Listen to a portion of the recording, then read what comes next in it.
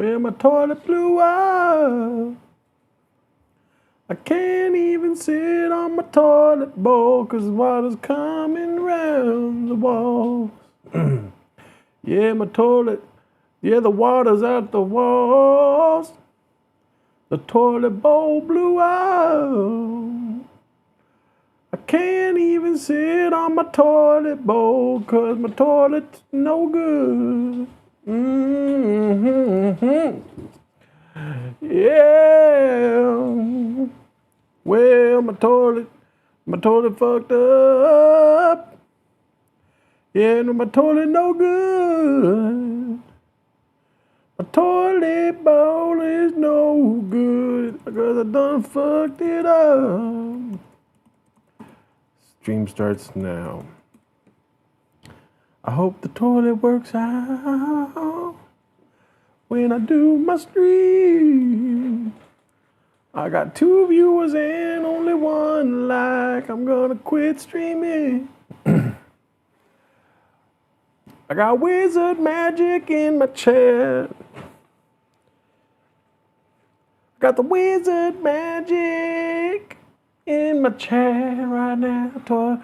Said toilet murderer. Oh, I got my Crocs are still on my feet. My Crocs are still on my feet. I can't take the Crocs off of my feet because my feet stink up. Well, my feet are so stinky. I got my stinky feet. Well, my feet smell like a shit and toilet water coming out the walls. Well, the water coming out the walls. The toilet bowl blew out. I can't even fucking sit on my... something like that. My toilet bowl, my Taco Bell Mexican. Is it true Cooney died? Let's see here. What? They don't have an instrumental of this? Let's see if this one works.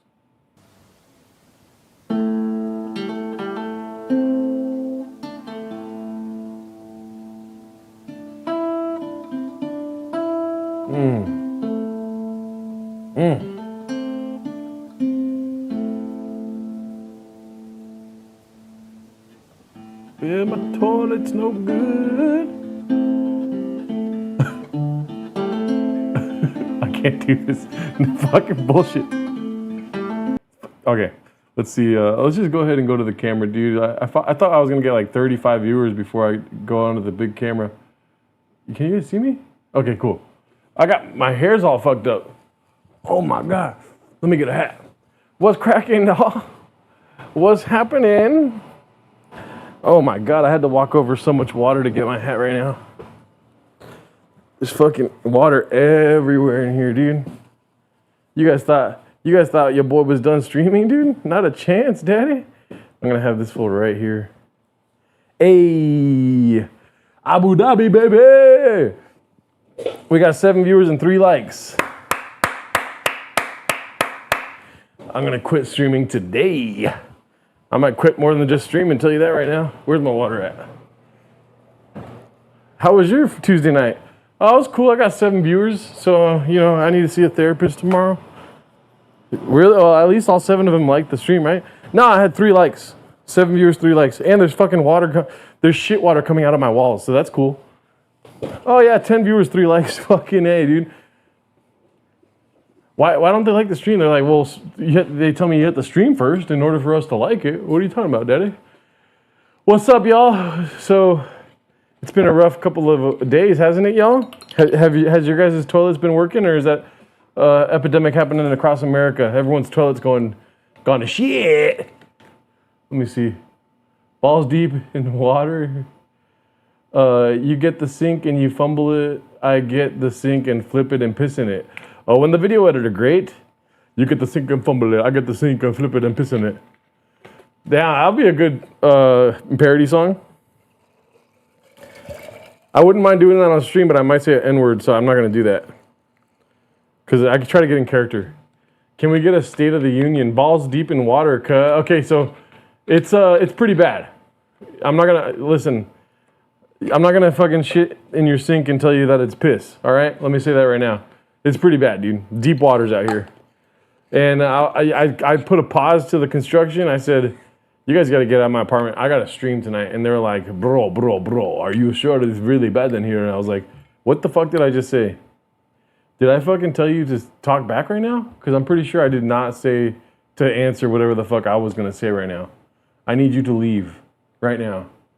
And so they just left. Parody song, I Want to Be White Again. I Married a Mexican. Ooh, okay, I like that. Let me go ahead and give you guys a little bit of a, you got shit water, say less. Let me see if I can give you guys a little bit of a preview of what's happening over on my side of the woods, dude. Let's see here. Does that work? Oh, look at this, dude. I got so much dust on my roadcaster. That tells you guys the state of affairs over here. The green screen filter's still on, so that's good. I should probably take that off. Let's see, is it me?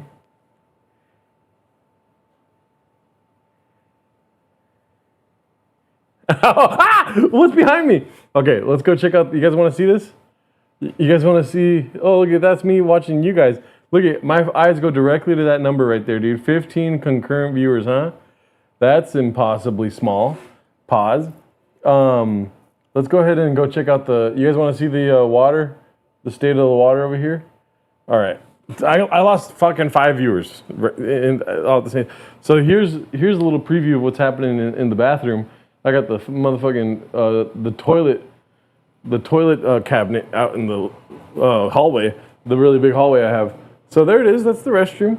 There's no need to go further than that. You know what I mean? Toilet, recently used. Not gonna lie, I did go to the restroom right now. It looks normal, right? Yeah, wrong, dude. Look at.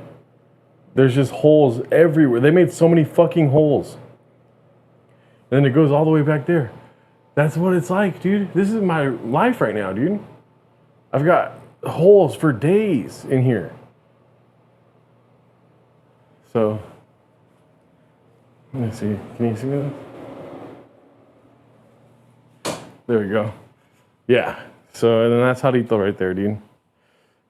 Yeah, so like it's pretty bad in here, guys. Like the fucking toilet blew up and like Gerardo was like streaming and stuff like that. So like, you know, it's gonna be bad. They try to fix it, but like it's not gonna be fixed in like a day or two. It's gonna take a long time like that, bro. So fucking, but hey, I'm here. I'm kicking it, you know, like I haven't left. I still wanna hug, you know. It's just call me crazy, but it's like bad. Like it's bad in there. Don't tell them too much, dude. So yeah, that's the state of my restroom. This looks like a horror movie now. Why? Why my toilet? Why couldn't it be the neighbor's toilet?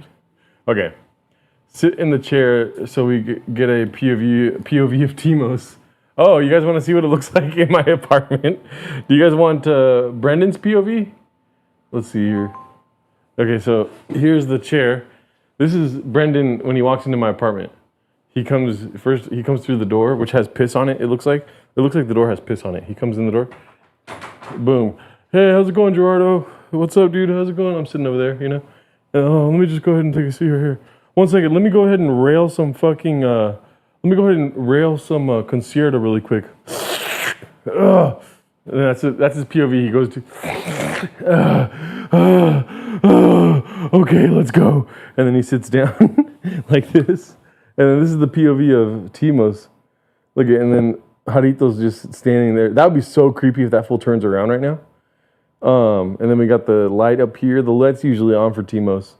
And then the switcher, you know what I mean? The DeWalt set right here. There's a lot of Zins in Cooney's chair. He likes to put Zins in the chair. And then there's the window with a couple of records behind it. And Jarito's fat fucking ass, dude. Jarito, you got a fat ass, huh? What you say to me, bro? You wanna fucking you wanna say that shit to my face there? Chill, dude. Relax. We're just having fun. But yeah, that's the POV right there. Let's go ahead and go back to boom. Okay. Okay, so Break out the fabuloso and get to work, Daddy. I only lay pipe. I don't fix them. Look at the size of those things, Cooney. That's small. Some teeth. It's time for my favorite time of the week where we get to watch Jerry try to stream. Okay. State of the water we doing here, Union. Tiny sink, Bubba. Sharpies everywhere. It was a bloodbath. More holes to fill than Jasmine. Sit in the chairs to... show them what you did to the back of the piñata, G. There's nothing back there. Wow, this is like being on the bridge of the Starship Enterprise. Cooney snores, Vivance, 7 days a week. So, if you guys have noticed, there was no... I lost a lot of viewers right now, so that's good. I don't know if you guys noticed, but there's a lot of talk about the Raccoon Tweeties episode not coming out this week. And I'm not going to lie to you. That's my fault, dude. The fucking Roadcaster did not record again, dude. It recorded 22 seconds of the episode. I wonder if I have that 22 seconds on me. Oh no, it's in my room. Let me go get that real quick. I want to hear what the fuck actually got recorded. I saw 22 seconds recorded, and yeah, just started my day, dude. 22 seconds of the fucking podcast. I think we did an hour and 15 minutes, something like that. That's a lie. We did an hour, I think. You really flooded your mom's basement, Blockbuster. No, that's for real bad. It was for really though bad. It smelled like fucking shit in here. Now it smells normal. You know what I mean? Let's go ahead and check out this week's episode of Raccoon Tweeties really quick. Let's see. I didn't even have the fucking wherewithal to push play.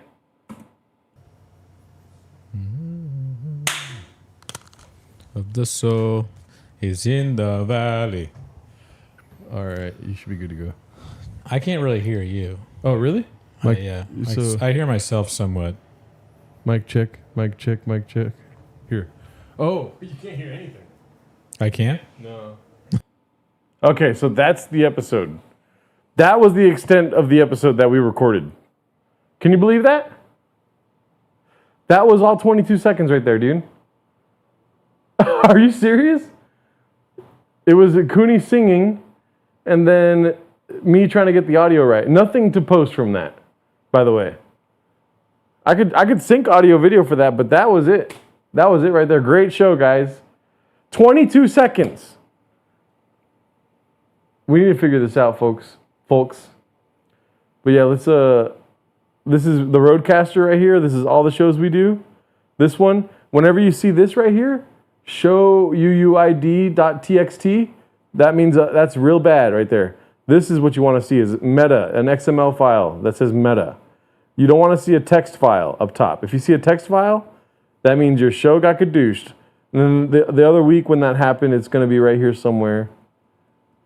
Or no, I deleted everything right after that happened. But yeah, see that's the fucking show right there. That's what we get, dude. Let's see. 22 seconds.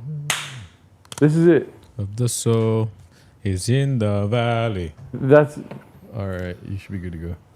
I can't really hear you. Oh, really? Just configuring. I hear myself somewhat. Mic check. That is the part of the kid level of quality episode. I can't hear anything. I can't? No. So I touched the Roadcaster to fix the audio, and next thing you know, it's not being recorded. So that's great. And the fucking thing was recording the whole time. And you know what? If I'm not mistaken, maybe I am mistaken, but it might be lost in translation. Other words that end with TION. But if I plug this in here, I think it might be the whole episode on here still.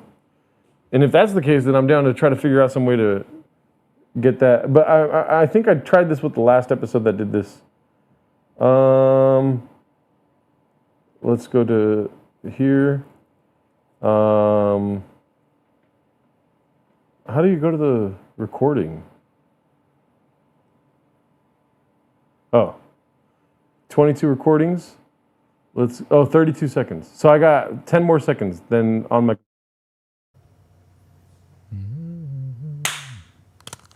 Of the soul. But I can't? No. There it goes. That whole episode fucking gone. Gone to the Shadow Realm. And so starting next week, I'm never recording with the Roadcaster again. I'm going to start recording with my other computer. Did the flood take out your lights, Daddy? No, I just have a bad lighting setup here. I can put this light on here. The lighting setup is Blockbuster. That's what a mod's there for, though, dude. You want to see me lit up, dude? There we go. How about that? Now I'm lit from both sides, daddy. Where's this at? Okay, let's go ahead and hide that.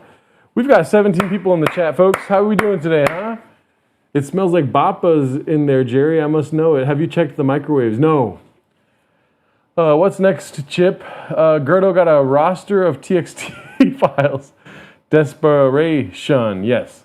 Did the flood take out your lights? Okay, so we got a lot to talk about today, folks. Listen, I've been hyped up on motherfucking energy, dude. Is that Haditha from behind? Yes, it is. Fucking little bitch, dude. Oh, Jesus Christ. Come on, dude. Don't be dramatic. Get up. Look, I'm not grabbing him by his dick like you guys all talk about. It's his leg, okay? All right.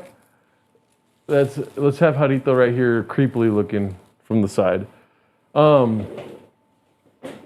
What are we doing here, guys? How are we doing, huh? We got good Tuesdays, good July 21st all around. Everyone raise your hand if you're having a good July 21st, huh? I really don't like this setup. I want to fix it, but it is what it is. We're going to work with it today, guys. I've been looking balls deep into a case that got me, honestly, hyper-focused for the second part of my day today. That's what G says every night, Daddy. Okay. Let's go ahead and I'm going to pull some stuff up. I haven't looked up anything in pulling this up, but I want to watch some of this with you guys here today. And maybe I have some skits and bits to go with it. I do have my windows open, but because it's hot as fucking here. Still doing stand-up, miss hearing yours and Cooney's dates. I did take time off stand-up due to the fact that the World Cup was happening. Now the World Cup is over. Guys, I hope you guys understand how good of an episode you missed out on this morning because of the fucking roadcaster not recording. And I still don't not blame him. You know what I mean? It could be his fucking fault. But he's part of our team. You know what I mean? It is what it is. The team, we can't always have a great team. I'll tell you that. But let's see here. We've got, we were talking about the Odyssey. You know what I mean? Both of us saw the Odyssey.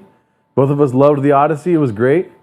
And we had a very funny bit where Cooney walked into my apartment and he said, if I was Odysseus, like we didn't even say hi. He was just like, if I was Odysseus, it would be longer than 10 years. That's what Cooney told me to my face. Cooney said, if I was Odysseus, it wouldn't have been 10 years. I would have been gone forever.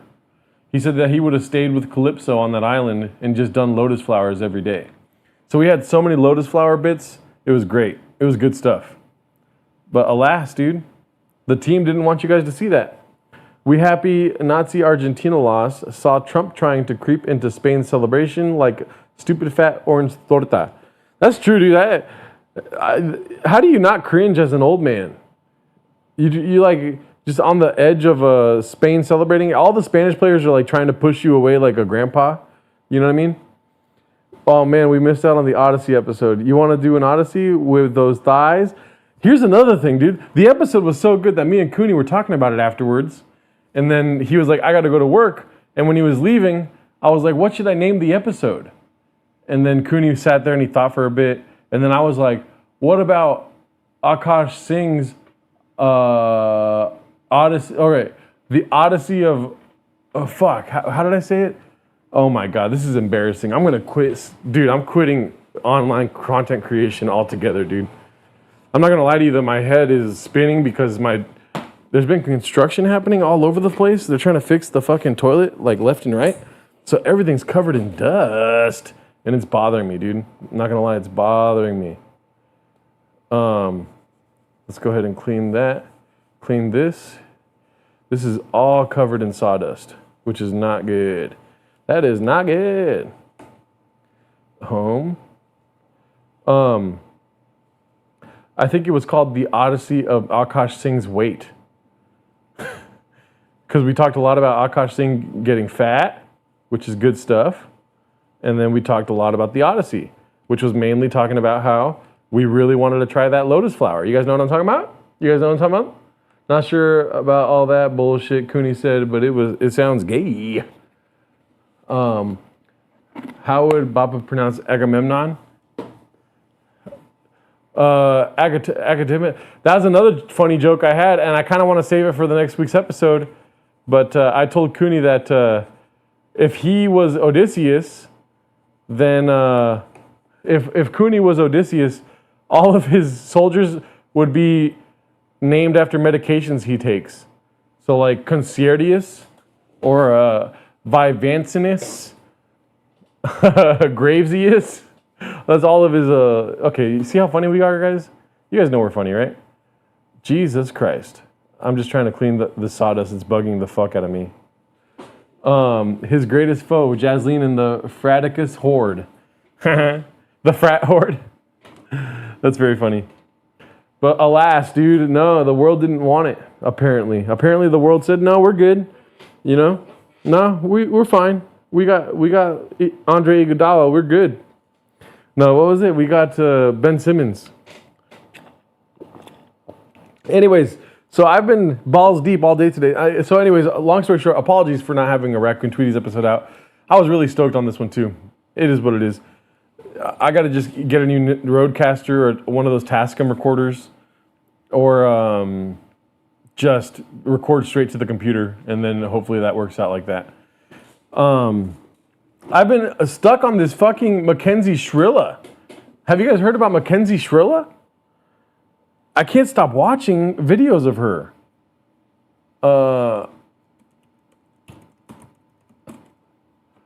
And it's been Shrilla bored in prison serving life. If you guys don't know about Mackenzie Shrilla, she killed her boyfriend and her boyfriend's friend in a car crash driving straight at a building. And they went to trial. There's a Netflix show. I didn't know there was a Netflix show until today. I don't really follow Netflix as a whole. As of recently, I have been more inclined to watching true crime and horror movies, stuff like this. But I watched I started watching it on YouTube because there was a caption from Rotten Mango, and I've been watching a lot of Elliot Rogers YouTube videos. So Rotten Mango had their most recent upload, and you guys gotta see this caption here, because I'm not gonna lie, it fucking struck a chord with me. Let's see if I go like that. Look at this here, dude. Gay for the stay and trains run on her inside Mackenzie's prison dating life. That's what I saw today. Right? Negflix, sorry about that. Trug Egg Spurt. I saw this caption and I was like, wait a minute. Let me see what else they got on this story, right? And then so I started watching this video. I only made it about that much, 1/10 of the way through. And then I realized it's not the first part. So I went to part 1, watched all of part 1. And then during part 1, they were like, there's a Netflix documentary. Watch the Netflix documentary. Dude, I'm balls deep inside of this story. Mackenzie Shrilla. Not the woman, because she's a little nuts. My girl always watches this chick's streams. Yeah, she's a little, I would really like to know what she thinks about the world, this Rotten Mango lady. Because I feel like she's you know what I'm talking about? I feel like she's she knows everything she's talking about is what I mean by that. She's a little nuts. Well, she drives me nuts. She's going over David and what else? A lot of Mackenzie Shrilla stuff right now. Millions of views. From I'm going to KMS to I hope you die in a effing accident. Mackenzie's manipulation. 3 hours. 3 hours long. Are you kidding me? This girl does nothing but 3 hour long videos. Imagine if that was Raccoon Tweeties. You guys would quit your jobs and stay home and watch us, huh? Right, guys? Why am I losing viewers? Everything we know so far. Kidnapping of Nancy Guthrie. And who's the man in the camera? Why is the internet pointing finger? What happened with Nancy Guthrie, dude? Can we consider Elliot Page as a chick with a Digby? Sorry about that. I tried to make a joke with Cooney, but he didn't respond about that. But I was at the 7-Eleven the other day. Have I started 5 different stories and not finished any of them? I think I did that. I was at the 7-Eleven the other day, And there was this person in front of me that said, that had a shirt that said, "A world without trans people has never existed and never will." So I naturally let Cooney know that. I texted that to Cooney. Equals ripe V device. Okay. Dr. Insanity did a good video on her. You see Andrew Tate's sick ass outfit, B? No, not yet. Sus name. Elliot Page or Rotten Mango? I want to know how rotten your mango is. That's my pickup line at a bar. I go to a bar. Nancy Guthrie, Savannah Guthrie's mom, was abducted in February. Well, I know that. I don't know what happened with that.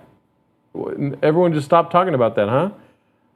What happened to Nancy Grace? That's weird. Why are they? So I guess she's still gone, huh? Maybe she's up in the sky knitting a nice little quilt or something. Quilting? Is it quilting a nice little knit, or is it knitting a nice little quilt? She's doing something with a lot of fabric, if you ask me. How rotten is your mango? What do we say? Breaking news. Let's see this. OpenAI says AI models went rogue during testing, triggering unprecedented breach at startup. Oh my God. Let's see here. OpenAI, unprecedented breach. Let's look this up.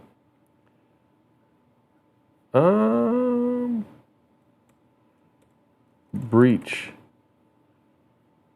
AI security crisis explained. OpenAI testing incident. Hugging Face breach. Is this an AI video? We are moving past the era of the reactive chatbot. The industry has pivoted toward goal-oriented agents capable of independent, long-term planning, acting. How long until the agents start jerking each other off? These AI agents. What's up, Hawks? Real Neil Hill. How's it going? That's terrifying. Let's see what else they got here. Nothing on it yet, huh?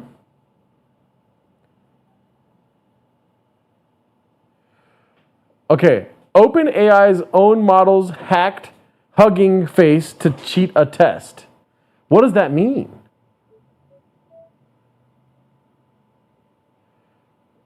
It's just a rat. Welcome back to the Awesome Agents podcast. Today's story sounds like it came out of a movie script, but it's very real. Oh, I have been waiting to talk about this one. This is the story. There's definitely... Oh, yeah, Punjabi Greek guy? Yeah, he's pretty good. That made me, like, kind of sad that I didn't audition for the part. AI is legitimately insane. Ooh, okay, Marvin Moreno. I'll look into that right now. So...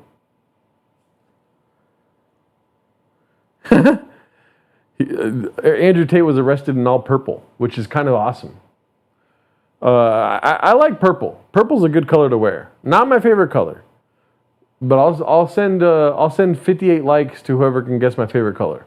Where OpenAI's own models broke into Hugging Face. Okay, wait, back up. I thought Hugging Face said it got hit by some mystery autonomous agent last week.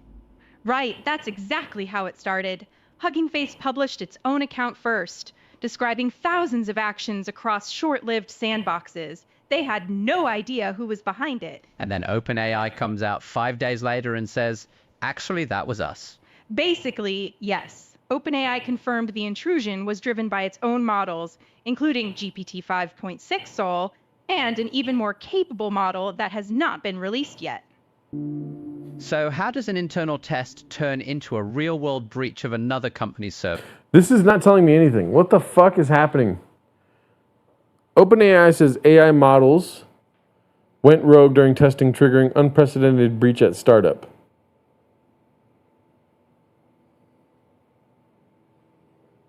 Let's see if we can read this. If it won't let me read it, I'll be very upset. Yeah, see, you can't read it. Of course you can't read it, dude. Everyone wants your money at all times. That's the answer to everything. Is this a YouTube ad? Hit skip. What are we watching? I don't know. It's literally two AIs talking to each other. Awesome Agents. So it's a podcast where two AI agents talk to each other. No views on anything. Suno hack exposes 2 million scraped YouTube songs. Wow, okay.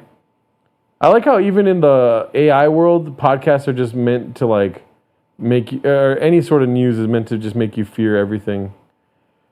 Look at this. We're months, dude. How many videos did they have? Let's go back to the top. They have 460 videos, dude.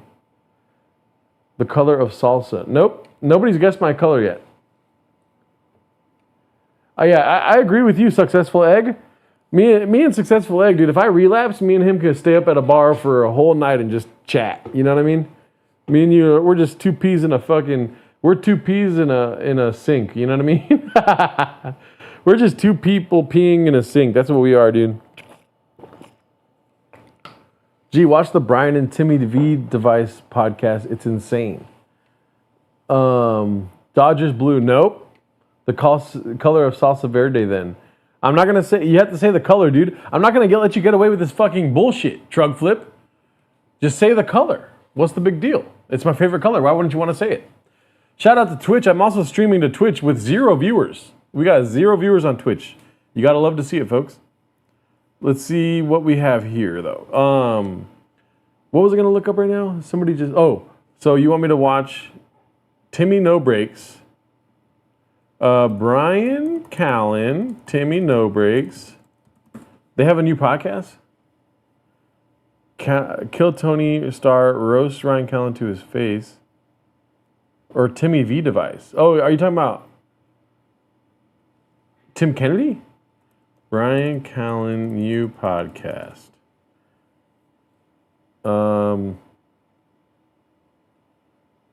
10 days ago? Is that the one you're talking about? Brian and Tim Kennedy. This one? Yeah, man. It's and I wanted to do this. Why is this viewed? Who is watching this on my account? I'm already 5 minutes in. Let's see what this is about. Coming up, right? And then we start here. Or like a car or like a telephone booth. That's a bad place for anybody else against you, unless you're Brian Shaw. Yeah, so I saw that Timmy No Breaks got punched by Matt's wife after Story Wars a few weeks back. I haven't really followed any of that though. I've been too busy watching like hot serial killers, or no, what is it called? Hot women that kill dudes. Why am I doing this? You know what I mean? I told you, and then on the Raccoon Tweeties podcast, I told Cooney about a story that I'm trying to work on, and now it makes me look like your cursor accidentally hovered over and it went into your watch history. Stolen Valor Bros. Or it's a Google ad, and I ran into this video on Google. Whitney Cummings, dude. There's so much we got to talk about, guys. Last week I couldn't stop thinking about the fucking shit water coming out of my walls. I didn't really get to cover much. But this week, dude, Whitney Cummings. We've got, let me put this on the board really quick. I got a black whiteboard, not a blackboard, whiteboard here. Let's see here. What is it called? Sharilla, first of all. Sharilla. And then we got B. Callen and TK. We got that. And then what did you... Timmy No Breaks.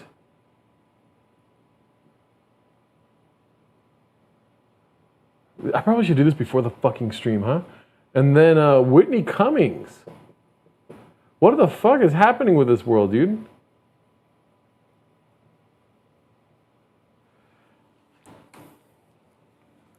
It's insane to me that the whole Whitney Cummings situation is that she actually wrote a joke once, and then she doesn't know how to handle it afterwards.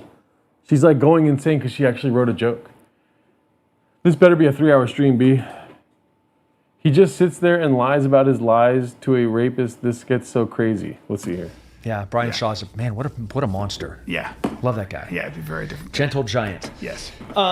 So, what is the Overdogs podcast? This is going to be different than what most people the Overdogs realize in the current understanding of podcasts. Obviously, this is the home studio. This is here in Austin, Texas, where we live. I love getting to see you. And we're going to do Actually, not true, Successful Egg. Both of your statements are incorrect. Nobody's guessed my favorite color, and since we have 58 viewers or something like that, somewhere in the neighborhood of thousands, and nobody's been able to guess it, I'm going to tell you right now, my favorite color is green. Green is my favorite color. Now, the second part of your comment there, my safe word is actually politics. What do you guys think about that? My safe word is politics. Do you guys like that? No one ever say green. What do you guys think about my safe word? What's a better safe word than politics? Because when you're going hot and heavy, I've got 15 Sharpies in my fucking asshole, and I scream politics. You're gonna pull those things out of me, dude. Right? I said Mexican green, Daddy. You did? Well, I don't like Mexican green. I like green, dude. Oh, and then Andrew Tate. Let me put Andrew Tate on the board too. Because my brain is mush, dude. This whole fucking toilet situation has really affected my mental health. And by mental health, I mean my brain. I'm gonna start doing some Adderall or Vyvanse or Concerta or something like that. I'm gonna dig into Brendan Cooney's pocket and grab whatever's in there and then just throw it in my mouth. Pause. Yikes! That was crazy. I said Mexican green, Daddy. Stop. Ashley, no is probably a good safe word. Politics is the best safe word. Is that okay? Okay. What's a better safe word? What's a better safe word? These are always my go-tos. Either politics or this one. So what do you guys think? I want to see what you guys think. And we'll keep watching this podcast, and we'll keep popping it back in and forth, back forth, and in and all over this fucking thing with the whole thing. Few of the podcasts here in the home studio, doing interviews, talking to amazing people that kind of like live in Texas.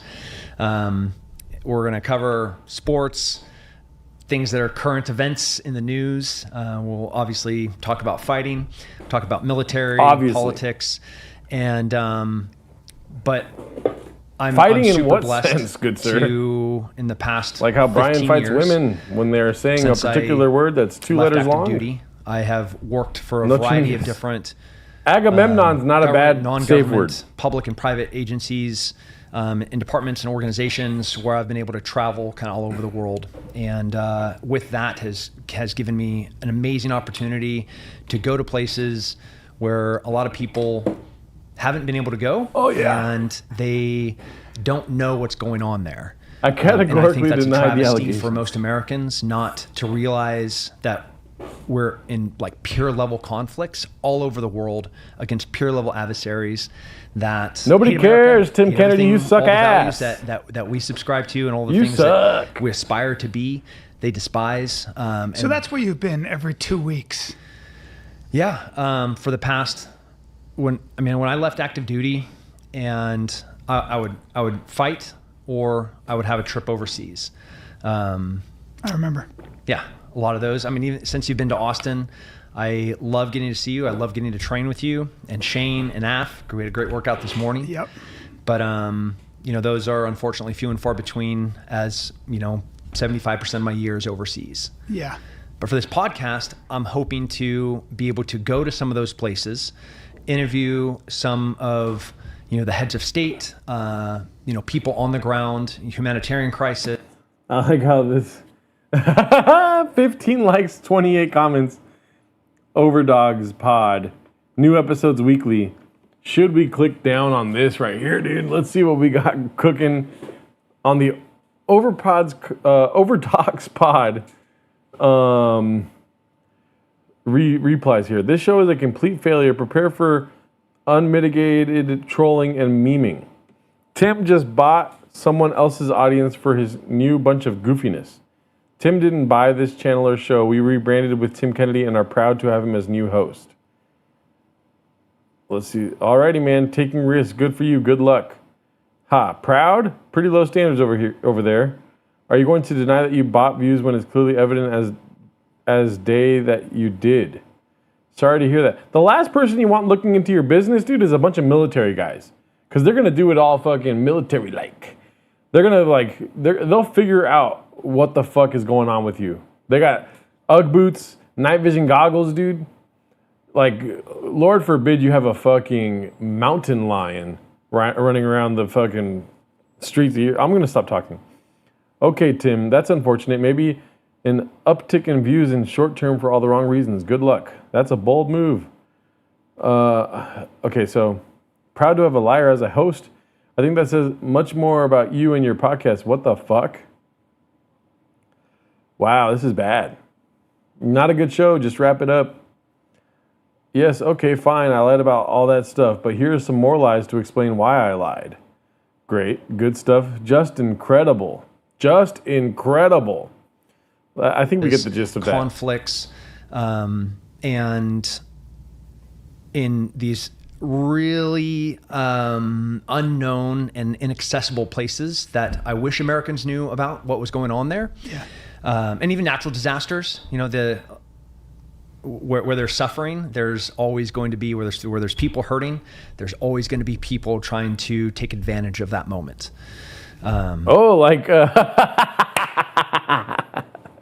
You don't say, Tim Kennedy.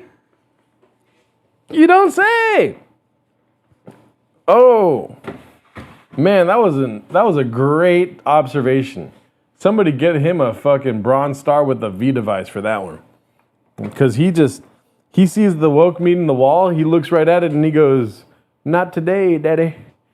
He's like, oh, people say this about me. Look at his face, dude.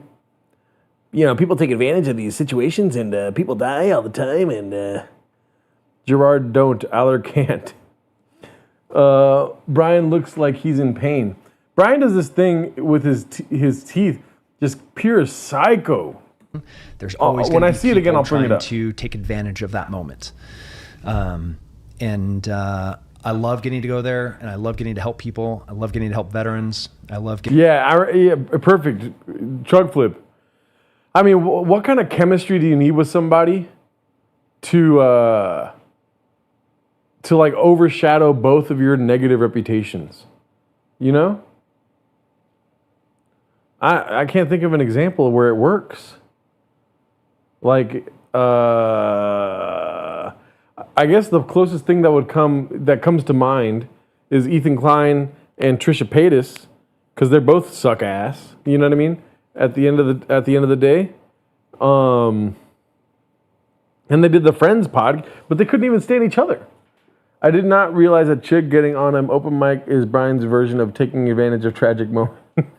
Getting to be able to work with some the most amazing people on the planet, and we're gonna bring this there. Right. So it'll be a little bit more independent journalism, a little bit of conflict reporting. Independent journalism, well, it's just a podcast. I lied, but he's a rapist, is his thinking. And that's then a some good point. interviews abroad. Right. It's going to be fun. Yeah, man. It's and I wanted to do this because I think I'm the first guy in this thing. Good. And you and I have been friends for 12 years now. I'm going to keep it playing, but give me 1 second. I'm going to get the other chat up here. I know a different Tim. And so I think it's important to address the elephant in the room. You think? Right. By the way, there are already comments right now. Yeah. You can just read the comments. There are already comments. Yeah, we're right. we're self-aware. Yeah, all that stuff. You've never been deployed? Yeah, and so one of the things I want to be very careful with addressing it, because I don't want to get bodied by. I'm not a journalist. I didn't do any. The most I've come close to is go and do stand-up in Afghanistan in 2007. That's as close to a war zone. What else did you do in 2007, Brian? And but just tell us. Just tell us. One of the things I want to sort of all right. I think that when all the stuff went down about you, about the book, about the V for valor. Oh yeah. You're right. There is not a good comparison. I was in Iraq shooting 15 people, and then a fucking rhino came. And then a fucking wildebeest. When that happens to a friend of yours, you go, well, where do I put all this stuff? I don't know enough. I read the book, loved like it. A real murderer. I don't know I don't know what's true and what's not because I don't know anything about combat. I know certain tier 1 guys were like, hey, this doesn't make sense. I saw some of that. So I want to be very careful and respectful of anybody, not just people who fought, but people who spent a lot of time in theater away from their loved ones, paid a price for that. One of the things I saw when I was only in there for 10 days, but the amount of time people had spent away from their family. So it's a very sensitive topic when somebody might have inflated what they did or whatever it might be, or there's accusations. This gets real dicey. So I think it's really important to treat it with kid gloves, and more important than me for me to be very respectful. But one of the reasons I wanted to do this with you, and one of the reasons that you are my friend, and I'm proud to call you my friend, regardless of what people say. And I never wavered from that. And either did the people closest to you who really know you. And one of the reasons for that is a couple of things. One is I just know I've seen who you were when you were at the top of your game and the top of the world, where everybody loved Tim, where Tim was making all the money, where Tim was the center of attention, where Tim was the American hero. I saw how you treated people who needed help. I know things that you don't even know that I know, but I saw stuff that you did, like getting up at 3 a.m. and driving to somebody's house who was a veteran who was suicidal. I saw that stuff. You don't know that I saw some of the stuff. Dude, if Tim Kennedy doesn't end this by addressing Brian Callen's accusations, then that motherfucker a liar, dog.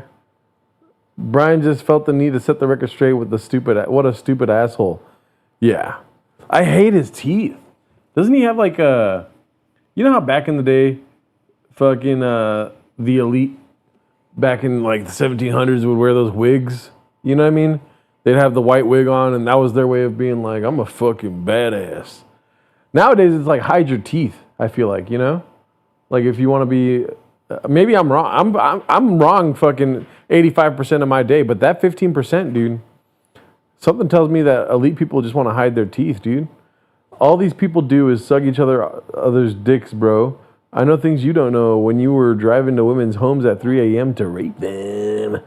Brian has baked beans for teeth. Yeah, he's got tiny little dentures, dude. I really don't like them. What's up, G-Daddy? Saludos de Mexico. You're in Mexico. Oh, shit. Say what's up to my uncles, Daddy. No, I know a lot more than you think I know. Okay. But I saw it with my own eyes. I don't know how I feel about that. I know. I watch you when you sleep, bro. But I do, and I also, I saw how you treated me. I saw how you treated a lot of people, but especially veterans. I saw I was part of it. I saw you trying to get me involved in it. Times I couldn't do it. But I saw the effort that you've made over the past, I think I've known you over 12 years. Oh. And the amount of energy that you put into trying to help people who couldn't help themselves. That was what I've never forgotten, and that's when I think of you, that's who I think of. The other thing that I also know about you is that you are the closest thing to a badass as I've ever met. I mean, in terms of your ability to do violence. Anybody who has a question about that is welcome to step on the mat with you. It's not a good time, but I've never seen you not smash everybody. So you're physically, you've got, nobody's going to deny that. I was a fan of your MMA. But the other thing, that when all these things started coming into question, I kept saying to you, Tim, but don't they know that you're always overseas? Don't they? Because I mean, dude, it's just like, if anything, we can just take a page out of, what's his name? Bagliano? What's Ton? What's that guy's name? The one that was in the cabinet? Or he was like part of the FBI? Dan Bongino. Dan Bagliano. Why not just take a page out of his book, dude? If you're going to come back, don't talk about shit, daddy. Just come back and hit us with the motherfucking truth, dude. That's why Dan Bangina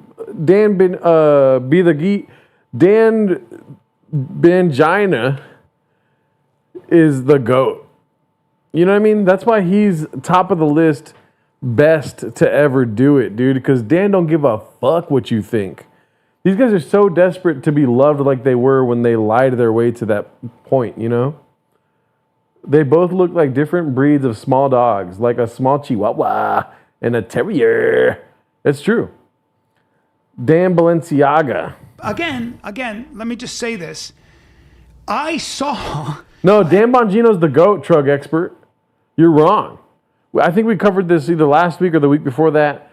Audio only, audio video, podcasts, going into the government and coming out with the truth, coming at you full scale, no holds barred, gonna tell you how it is. Fucking Rumble, YouTube, Spotify, Apple Podcasts. Everyone's talking about Danny, my Danny boy, Dan Bongina. I know I'm not. You told me I'm not allowed to say much, so I'm not. I'm going to be very general here. But I saw with my own eyes over the years you packing your bags, dude, and putting things like body armor and weird in your bags, and then disappearing and going to places that I probably can't say, but I know you were like, I was like, you're where? I remember FaceTiming you and I was like, what?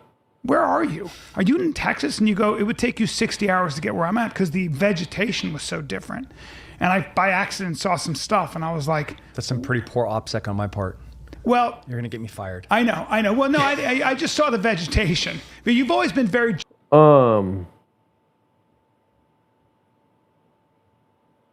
I mean, just... Do you guys remember back with him in a bag and then he would come out with the trophy from the woods? And Joe Rogan was so fucking retarded that he believed him until like years later where like he might have noticed at the time while it was happening. Or maybe it was a story of a story. Maybe it was like degrees of separation. But the point being that Tim Kennedy is a fucking liar. Dude, and once a liar, always a liar, dude. You know, like... Here's the thing. When you get tried for something, and this goes back to Mrs. Shirilla, Mackenzie Shirilla. When you go around telling your boyfriend that you're going to kill him like 30 different ways, and then your boyfriend ends up dying, then you can't be surprised when you are a fucking suspect to the murder, right? And when you start telling lies all day long, and then you expect people to come to you for truth, you can't expect them to be cool with it. You can't just be like, I mean, come on. I don't fuck squirrels. It's going to be very hard for me to do that because there's so many videos of me on the internet saying verbatim, wow. You understand? If I'm ever tried for fucking squirrels, putting Sharpies in my ass, having a restroom that exploded, you know what I mean? I will be tried for that. And guess what, dude? I am guilty. You know what I mean? You guys see what I'm saying? That's why this is good, G. Tim lies just do not end. He goes full Baja. Like, Cooney can't stand in front of a judge and tell him he's never been to the doctor. Right? Brian Callen is on a podcast every other week, I guess, back in the late or early 2010s. Terminology is straightforward, you know? And nobody's commenting, so everyone's screen recording this when I said I fuck squirrels, and you're probably going to do what you want with that, right? But it's not true. I don't fuck squirrels. Friends with my boss. I'm friends with a lot of guys that you know spend a lot of time with. And so now, okay, so I took off at the plane and I landed the plane. There were those things that I saw that I know. I know a lot of stuff. We'll get into the book. We'll get into all the questions that people have. Again, I want to be very respectful, and I'm not a journalist, and I want to treat. That's very funny. Your Honor, Brian was on a Jerkmate podcast. I rest my case. Ari knows Joe can suck his own dick, and I've seen Gerda fuck many a squirrel. I mean, let's play the hypothetical forward a little bit more, right? What if my lawyer has to argue that I've never fucked a squirrel while the whole jury has just watched countless videos of me on podcasts and on probably random live videos or something like that, I mean, other people's videos saying that I fuck squirrels, and then my fucking lawyer goes up to the bench and he's like, Your Honor, have you ever tried to fuck a squirrel? You know, like, that's the only defense I have. Your Honor, have you done it? No, then why would my fucking client do it, okay? I rest my case. No further questions. He would put the judge on the stand. He would be like, I call my next witness, Judge Monty. And then the judge is like, sir, you can't, This is unprecedented. You can't call me to the stand. Get on the stand. And then the judge gets on the stand.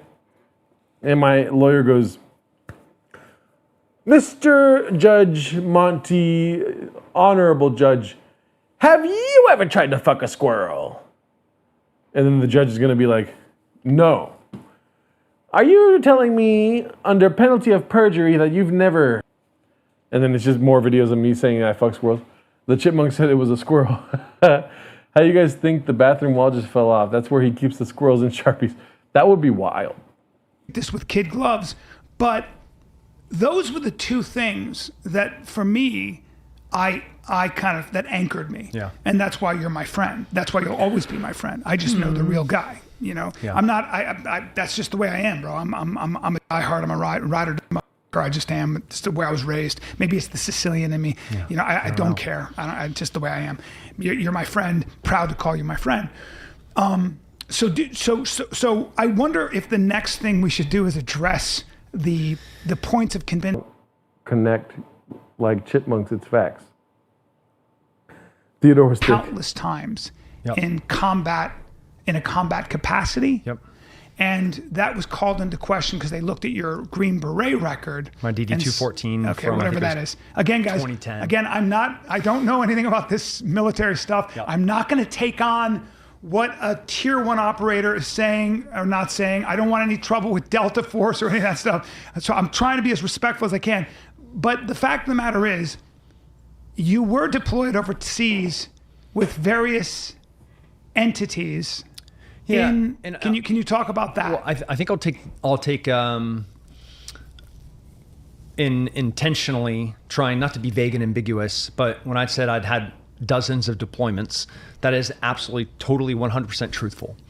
Now, I'm not trying to be vague about this, but when I say that I fucked a squirrel, that is 100% not true. TMOS this week, yes. We will have TMOS this noontime Pacific, California, Seattle time. So around noon tomorrow, the Patreon will get the TMOS. And then you look at DD-214, you're like, dude, this guy's only been to Afghanistan and Iraq with the military.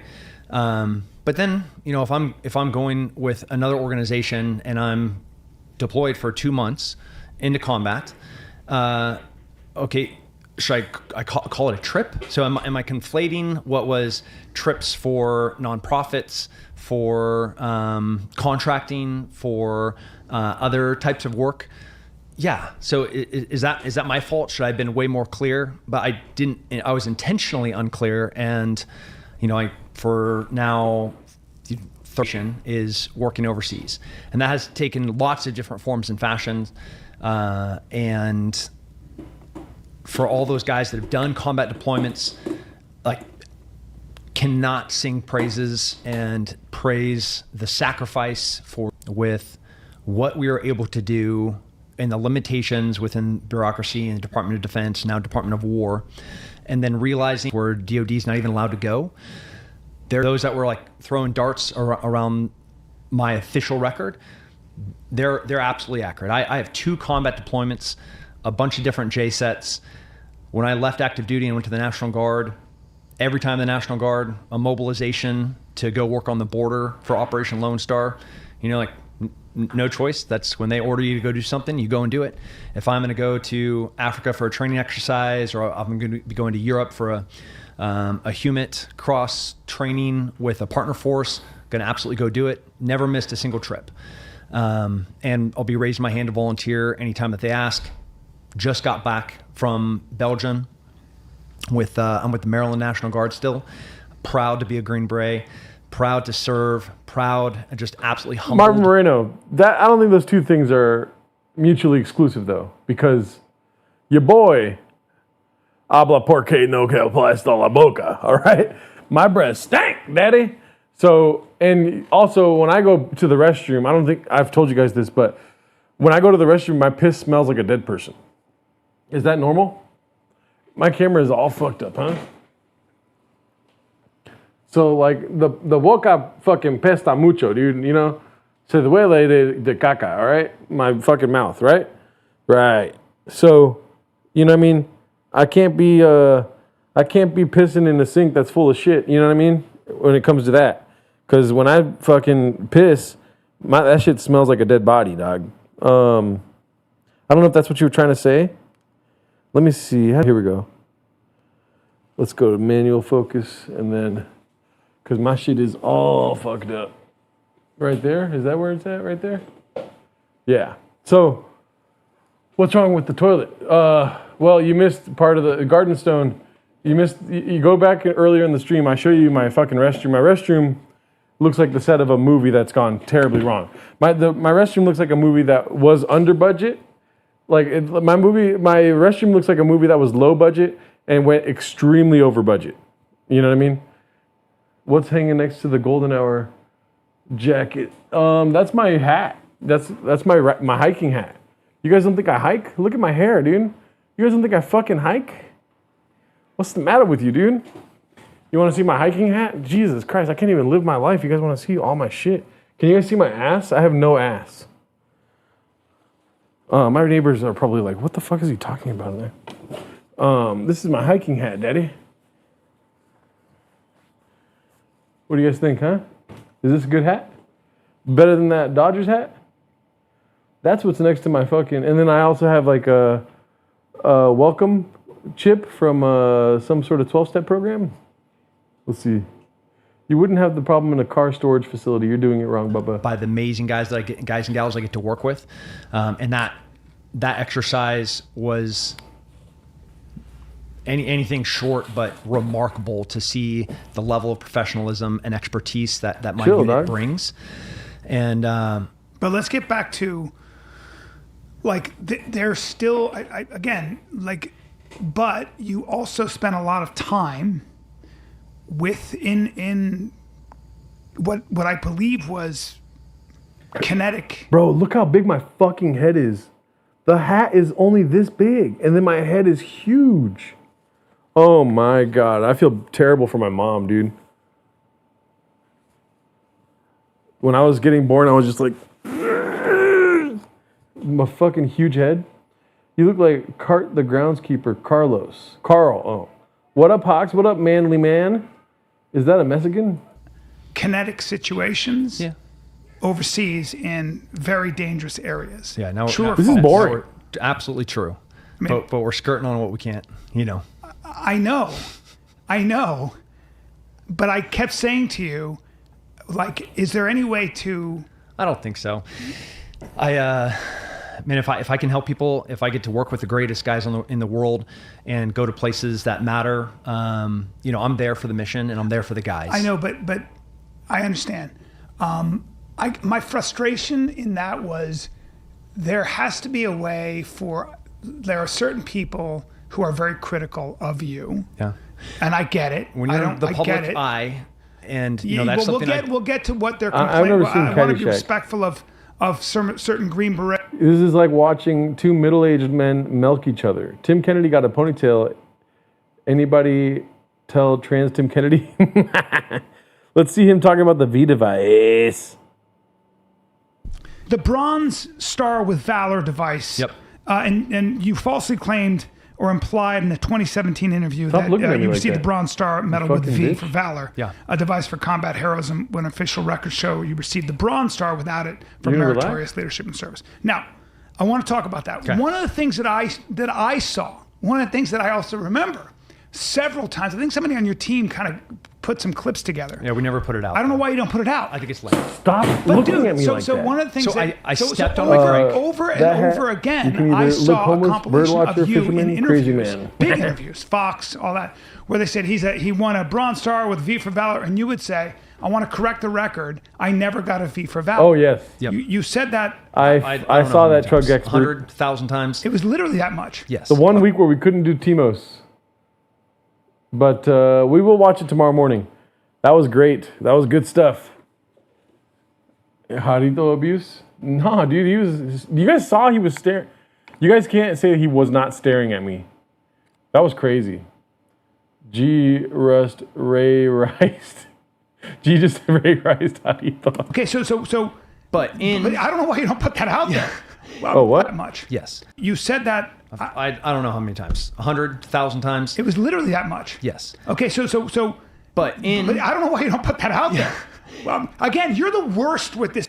But I also like I put my foot in my mouth in a 2017 interview. It sounded like you were distracted. I was on a phone call. What was this podcast that you did it on? I don't know. Right. I know you're the worst. This is 10 years ago. Yeah, 10 years ago, Yeah. a dude asked me a ADHD, question you're while I'm fucking on the worst. phone. Yeah. And he's like, hey, so you have a Bronze Star with Valor? And I was like, yeah.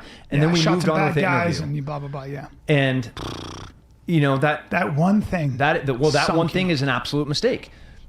I mean, a great example is I'm on the Lance Armstrong's podcast, and I'm trying to like use Lance Armstrong's vernacular, and I'm like, man, gun control is, you know, like all forms of gun laws are good gun laws.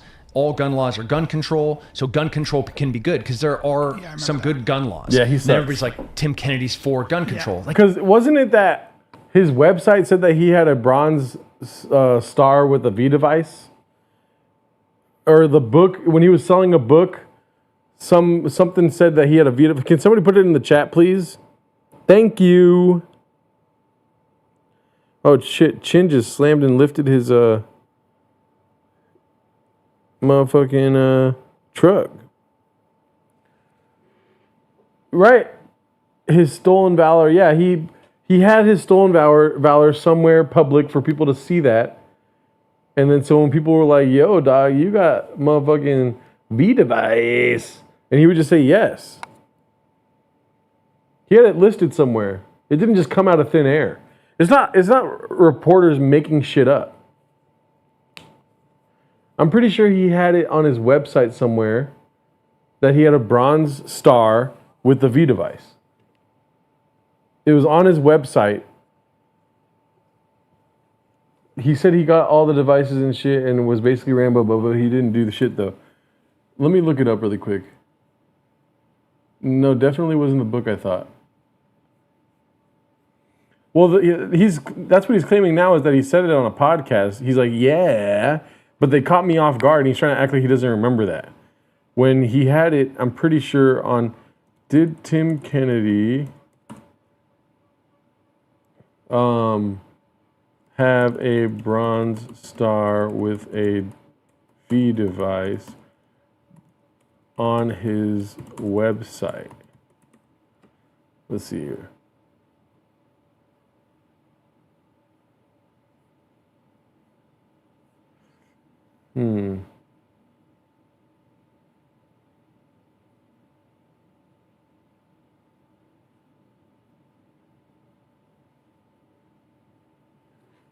Papa or Tim? I said bigger. Jamie, pull up the chip. Basically, this person's still trying to say he's Batman. Yeah. All right, let's go on to the next thing. I can't stand this. We've got Timmy No Breaks, and let me see what that's about. Timmy No Breaks fight.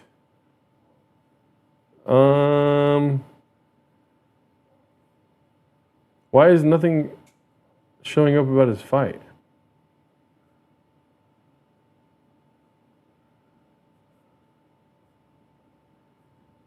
Four-time WNBA All-Star Brittany Hicks is here. Give it up for Brittany, everybody. I met his wife backstage. She's a bitch. I gotta be honest with you. She was so mean. It was insane. That's crazy to say. Matt McCuster's wife walks up to Timmy No Breaks and just fucking clocks him, dude. Timmy No Breaks. I'm plugging Matt's wife. Just fending off attacks from my wife by these fucking scumbags. All for YouTube credit, man. That's cool. I'm joking around. That's my friend's wife. I knew none of you knew WNBA players. That's crazy. You clap for that. Ladies and gentlemen, live from the Comedy Mothership in Austin, Texas, it's Story Wars! So how does a comedian get punched in the face in the Comedy Mothership green room? What started out as jokes on a podcast quickly turned into actual violence. Quick context on the show, Story Wars. Comedians submit anonymous stories on a prompt, they get read out, and everyone guesses who wrote what for points. That's the whole game. It's one of the best podcasts in the world. I think it's a lot better than Kill Tony. Timmy No Breaks was on the panel, so was Matt McCusker, and his wife was backstage in the green room before the show. To understand how this happens, you have to first familiarize yourself with Timmy No Breaks. If you're not aware, he's a Kill Tony regular who got popular by I playing love the heel character, McCusker. very similar to I Andrew saw Dice him Clay. He's film always a going after special. everyone. You think you can come to my city and do a podcast at the mothership without me? What? You said no homosexual.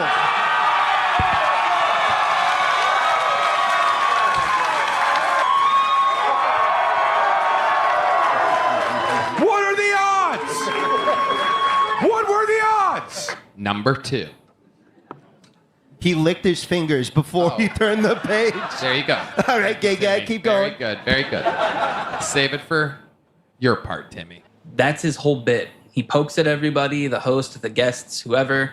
Everybody's playing the same game, and you think everyone's aware that this is all a big joke character on a comedy game show podcast hosted by comedians. You're not even on the show, Tom. You're an accessory. Laughs during the main part of the show. I've been killing it with everybody. Why is your face so red? Is it because you're mad you're gay? Good one, Timmy. Look at the roar you just got. Well, you're talking over me. You're stepping on my punchlines. I will end your career. Tone, right I now. am done with the show. I'm doing Story Wars full time now. Perfect. Start Mike. Matt's wife initially comes up during the first story. Lewis is the one who brings her up. McCusker is genuinely autistic. There's a chance that he just doesn't feel. I actually think McCusker's really good. He's a rarity. I also think people are stupid and really like Shane because of him. Matt sets him up for comedy. No, not the other way. No, they're both great. I don't think it has to be mutually exclusive. McCusker's funny. Shane is great. You know? They're both fucking hilarious. What's Odie talking about? I don't know. Odie's probably seeing shadow people after hitting fucking a whole eighth of meth, dude. Things when people have emotions in front of him. But Odie Rounds has been around here before. He actually, every time I turn a corner, I see Odie Rounds behind me. So his wife backstage, she's a bitch. I gotta be honest with you. She was so mean. It was insane. That's crazy to say. Yeah, because she's black, you fucking racist piece of shit. That's crazy. Wow. That's crazy. Wow. Well, that guy's weird. And then Timmy, being Timmy, doing what Timmy does, adds a little tag. And he seems like he's siding with Matt, kind of defending her at first. You fucking racist piece of shit. Wow. That's crazy. Wow. So that's what really started this all off. Lewis calls her mean and a bitch. Timmy might have made it a little worse, but this is pretty standard heel stuff, especially on this kind of format. The way Sam Tripoli tells it, Matt saw where this was going and he warned him ahead of time. Sam forgot to tell us his funny story here. Okay, so I'm going to tell it real quick. We started with a fight story. We'll end with a fight story. Oh, another fight story. Okay. So I arrive. I changed my flight so I could go do Story Wars. Full disclosure, didn't go well. I didn't have a great set. By the way, people got actively mad that I didn't know what Story Wars. They were like, "Why are you lying, Johnny? You don't know what?" Yeah, Johnny, why you a piece of shit? Who's not familiar with the game Story Wars? Never heard of it. Get him out. SEAL Team 6, get in here. Get him out right now. Yeah, Rogan SWAT. Why you piece of shit, Johnny? I get to it. I'm like, they still don't know me, the security. So I'm like, I'm in the show. They're like, okay, go up. I'm Sam Tripoli. I'm in the show. We go upstairs. I go into the green room. It's packed. These are skanks, Joe Rogan's crew. Everybody's in there. Rogan isn't there, but everybody else is there. Tim Butterly's there. Timmy No Breaks there. And I go sit down. Tony comes in. We hug. We talk. Matt McCusker comes in. Wait, Timmy No Break. Is that Timmy No Dice? Is that the same guy? No. Yeah, well, yeah, that's basically the same guy. Nice guy. So there's frantic energy. Now, I never met Matt McCusker face to face. I don't think so. So I wanted to introduce myself to him. Okay. And the room is just chaotic. Where is this? Texas? This is in the green room of the mothership. Okay. So I go up there. The belly of the Matt. beast. He's talking to Tim Butterly, and I'm like, "Hey, man, hi, I'm Sam Tripoli. I want to introduce you." He shakes my hand and walks off. I'm like, "Okay, that's fine." What do you mean? Like didn't say anything? Just walked He off? just said, "Hey," and walks off. Okay. But let me tell the story before you get upset about it, dude. Okay. So I go sit down. I go, okay, I don't know what's going on. So, anyways, I start looking around at the green room, and I noticed it's really crazy energy. Like something just went down. Right. So I start listening, and Tim Butterly can't stop laughing. So supposedly what happened was we were in the second Story Wars. The first Story Wars, Timmy No Breaks, Matt McCusker are on the panel with a chick. I can't remember who it was. But anyways, Timmy No Breaks is making jokes about Matt McCusker's black wife. I'm plugging Matt's wife. And Matt is like, dude, you're going to get you're going to get punched in the face, dude. If you keep doing this, you're going to get punched in the face. Although after watching the YouTube release, I couldn't find that specific line that Sam said. The closest I got was this clip here. And you don't tell us. You don't tell each other. I'm playing for your wife. But Timmy didn't stop there. He kept going. I've literally never met your wife. I've never said a word to her. I feel so... No, you can't take it back now. You're going to have to face her out there. I thought I would be able to see her, but I guess not.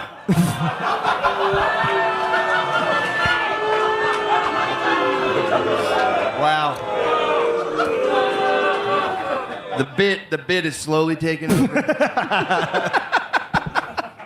According to Sam, after the show ends, Timmy's in the hallway talking to Tim Butterly, and then... And he I don't know how long it lasted, but he made a couple jokes. Anyways, afterwards, Tim Butterly... On the show. On Story Wars. Okay. Afterwards, Timmy No Breaks and Tim Butterly are talking in the hallway at the comedy mothership when fucking... Dude, I normally wouldn't tell these stories, but it's so fucking funny. Okay. So, Timmy No Breaks talking to Tim Butterly. Matt McCuster's wife walks up to Timmy No Breaks and just fucking clocks him, dude. Clocks him. Full clock, bro. Really? Clocks him, dude. She used to be a cop, dude. She's very pretty. Used to be a cop. She gets boom and just full gets him, dude. Hits him. He's kind of shocked. They break it up. He's up there at the top. He's in the green room going, I'm like, what the fuck just happened? He goes, I've never been hit in the... he didn't say this to me, but he's saying this to everybody else. He's like, I've never been punched in the face before. And I'm like, oh, so it's a good thing. This is a good thing for you. It's great to get punched in the face once in a while. So you know there's consequences to your actions. I mean... Fucking, what's his name? Sam Tripoli says that almost every single podcast that he does. Everyone needs to get punched in the face once in a while. Which is true, but like, shut the fuck up. Maybe not everyone needs to get punched in the face once in a while. If you want to be a comedian, then yeah, I think you need to get punched in the face a couple times in order to be funny. I feel like you're not funny unless you've been punched in the face before. That's my, if you guys disagree with me, then I guess this is where we part, dude, because that's the truth. Have I been punched in the face? I believe I have. I think I have a couple times. It's sucker punched by an ex-cop. Probably never saw it coming. If you're a comedy or a sports fan, you already know Matt McCusker's wife, sort of. Four-time WNBA All-Star Brittany Hicks is here. Give it up for Brittany, everybody. You may have watched people clap for her at the ESPYs. I'm joking around. That's my friend's wife. I knew none of you knew WNBA players. Shane also, Gillis. Trug Flip. Who punched Cooney some torta? I'm sure some white guy punched Cooney out in Martha's Vineyard sometime. Mr. Trug Flip, I've seen Shane Gillis perform at a theater, and I've seen Matt McCusker perform in a comedy club. And I will say, and you know, I don't have a bias here because I think they're both great. I listen to the podcast every week. Shane Gillis's stand-up was way funnier than Matt McCusker's. It might have been that he was shooting a special. Matt McCusker was shooting a special. Shane Gillis was having fun after releasing a special. I saw Shane Gillis right after Beautiful Dogs came out. Like, maybe it hadn't came out yet, or it came out the same week. I saw him in Bakersfield, and it was fucking hilarious. And when I saw Matt McCusker, it was great, but I still laughed way harder the whole time at Shane Gillis' stand-up. So that's my 2 cents, dude. Do what you want with that. real world experience. Dude, I've seen both of them live. I didn't know Matt's wife was a cop. That the ESPYs invented a WNBA player and then used McCusker's actual wife and fooled a room full of athletes. She was in on it, laughed on camera. This is proof she can take a joke. But it was the funniest story I've ever heard. Everyone could not stop laughing that fucking Matt McCusker's wife just clocked Timmy No Breaks. Do you think she thought it was going to be like the movies and he would just fall down dead, basically? Listen, I got nothing but love for Matt McCusker, and his wife is badass. I mean, dude, he's like, dude, my jaw hurts. I was like, so next night I did my thing. He's there. I'm like, what's up, dude? And I made a apology to him because I was one of those old heads that was like, he's doing dice. He goes, I get it, dude. I totally get it. I go, I'm sorry. You're a really nice guy. He goes, I'm sorry we had to meet after I got punched in the fucking face. So, yeah, dude, that's it. He got fucking Waffle House, dude. He got fucking Waffle House. So crazy, dude. I bet she thought his head was going to explode like in the movies. I mean, dude, if she used to be a cop, she can fucking throw, dude. Even the guy retelling the story wasn't quite sure how to feel about it. Fucking, yeah. It sounds like she cheap shot at a guy in the face in the hallway. Nah, dude, it was a great. Hey, dude, he's better for it. Yeah, he's better for it. So that's the story, dude. I don't think you should sucker punch people in the face. I don't know. And as a woman, you know there are no consequences to you. Yeah, I mean, dude, nothing, dude. He learned a lesson. I feel like if this was any other situation, you would be saying what I'm saying. But yes, totally. But I thought it was funny, dude. It's hilarious. Don't get me wrong. It's amazing, but that's shitty. You shouldn't go around punching people for telling. So I had to come back and tell. I'm sure I'm gonna get in trouble for telling because I haven't heard anyone tell the story yet anywhere. It's hilarious. We gotta clip down. No, don't clip it, please. Oh, come on. Don't clip it so everyone. I would never tell a story. You just told it. Call me crazy, dude, but I don't mind her punching him in the face. What do you guys think about it? Is the punch too much? Because I don't care. Was the punch good or bad? Let's do that. Good, bad. Let's see what you guys say. I'm a fast fucking typer. You guys saw that. Was the punch good or bad? What do you guys think? Jada Pinkett Smith, go slap Chris. Matt's wife, hold my bear B. It was bad? I thought the punch is great. That's a good story. The Oscars punch is different. That's fucking, you're literally interrupting a show to punch somebody in the face or slap somebody in the face. And the joke was not that bad. Timmy No Breaks, it's a character, sure. But, I mean, if she feels that way, then let her go and punch him, dude. If you feel like you want to say something on stage and she feels like she wants to punch you, then that's the consequence. You're still allowed to say whatever you want on stage. I don't know. Maybe I'm tripping because I have a bias for Matt. But I think it's fine. Fucking, if I say something crazy like that and I expect not to get punched, then I'm really stupid if that's the case. I love black chick with violence in their DNA. Same here. Are you trying to steal Bapa's hat game, B, with that hat? Well, I've had this hat longer than I've been doing Timos. There's a lot I might have washed it. I might have recently washed it. A lot of calcium buildup on this hat. So relax, all right? Overall, good. I just think of all the people, I don't know why he was the one to get punched because he's the newest and fakest, the only one really playing a character. If you can't stand the heat, stay the fuck out the kitchen. There you go.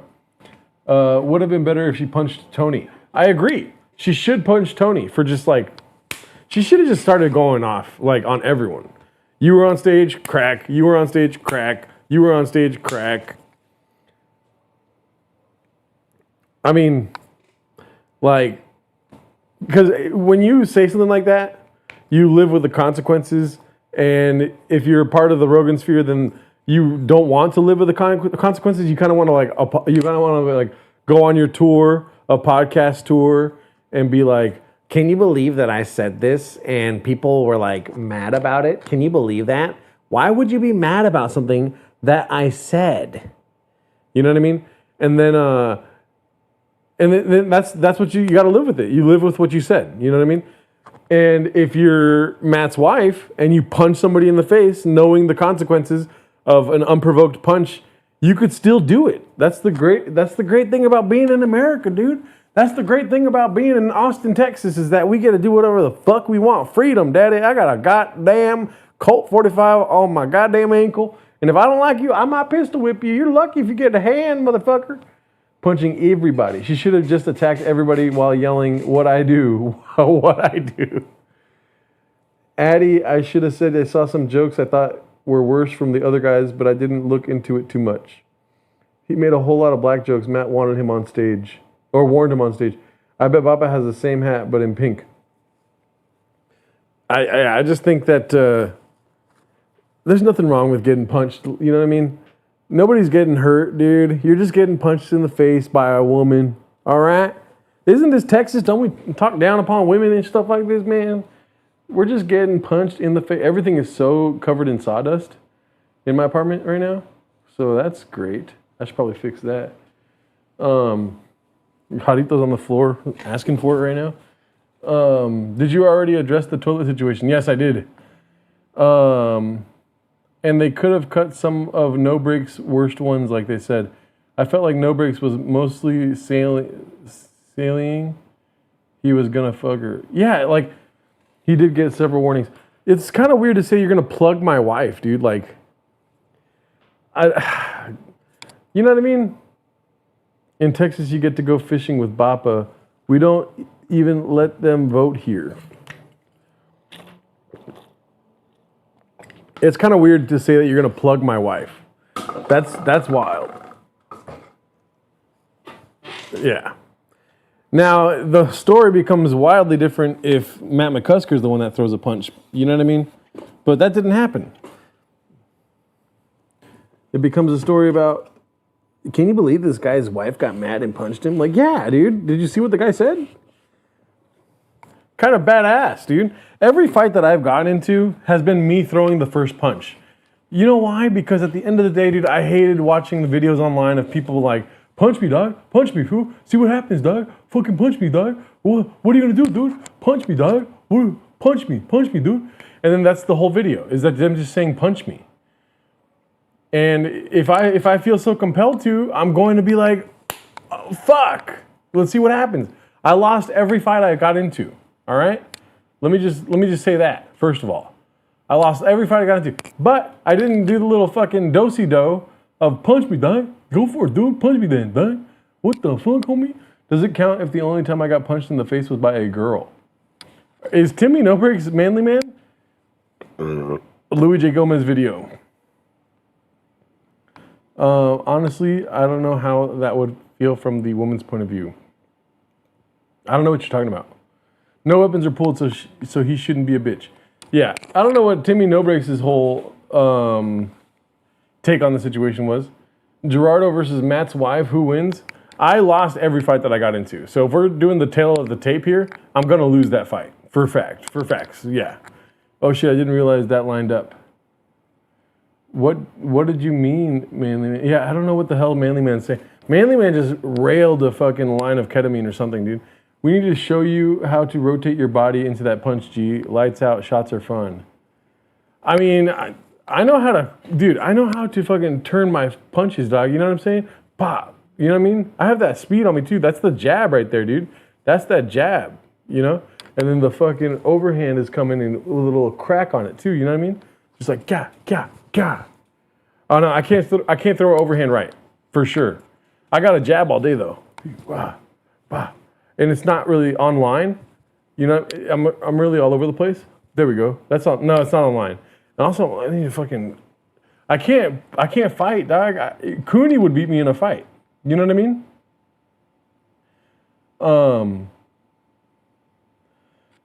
Gerdo just grouped me with Odie. Well, you guys are the ones doing drugs, dude.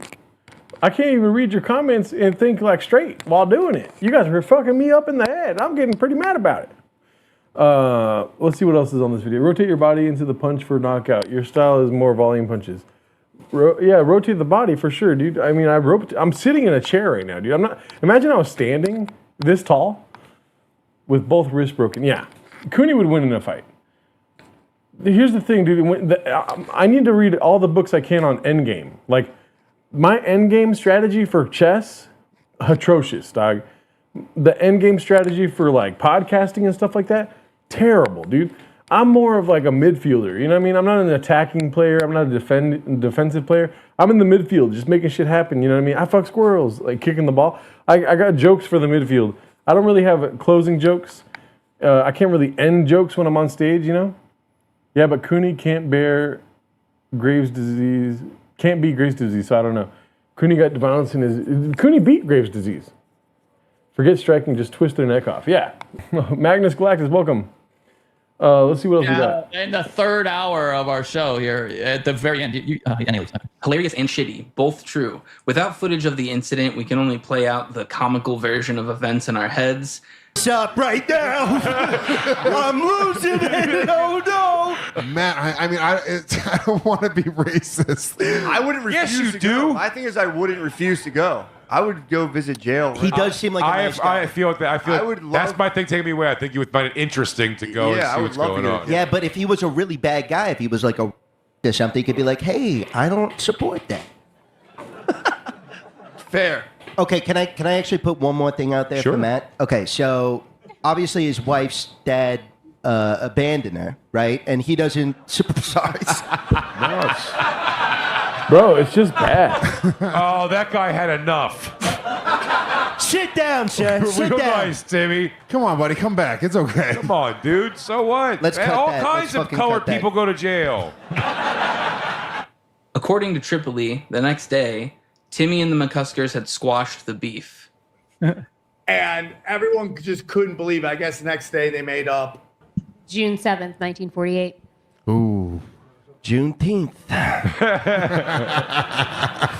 Yep. Yep. Matt's wife is celebrating.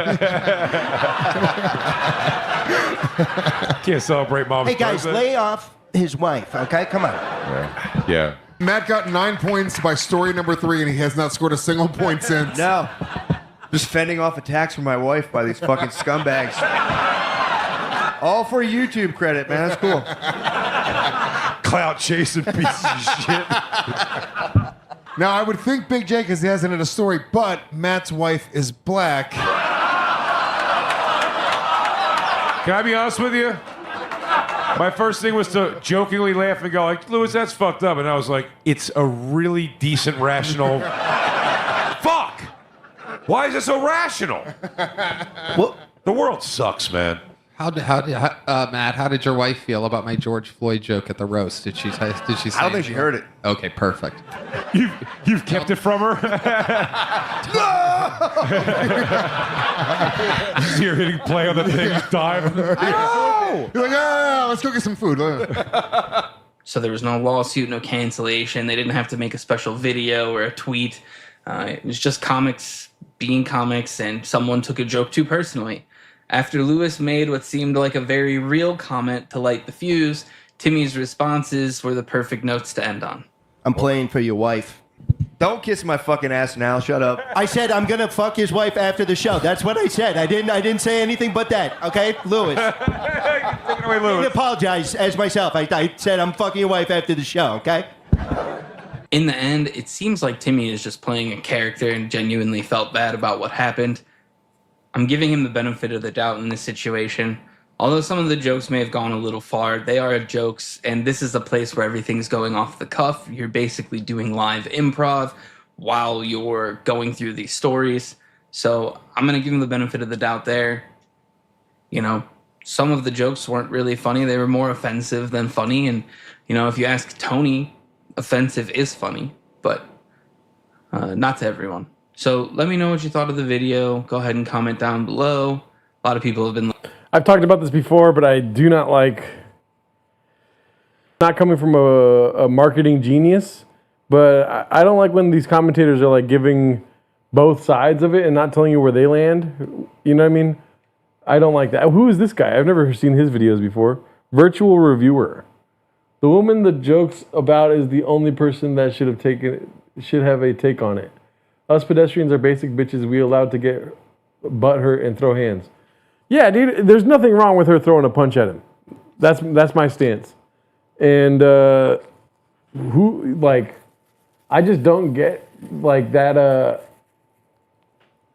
I understand having intrusive thoughts, and not everything needs to be said, you know? Like, just because you hear, like, this is what the mothership has become. We've talked about this ad nauseum. It's just like the easiest joke should be made. It's not true. The easiest joke should not be made. Maybe you should think of putting clever spins on things, you know, from time to time. Comedy is becoming a big fat podcast where it's just like the quickest thing that you could think of is what you say. And I don't know. It's not really that great.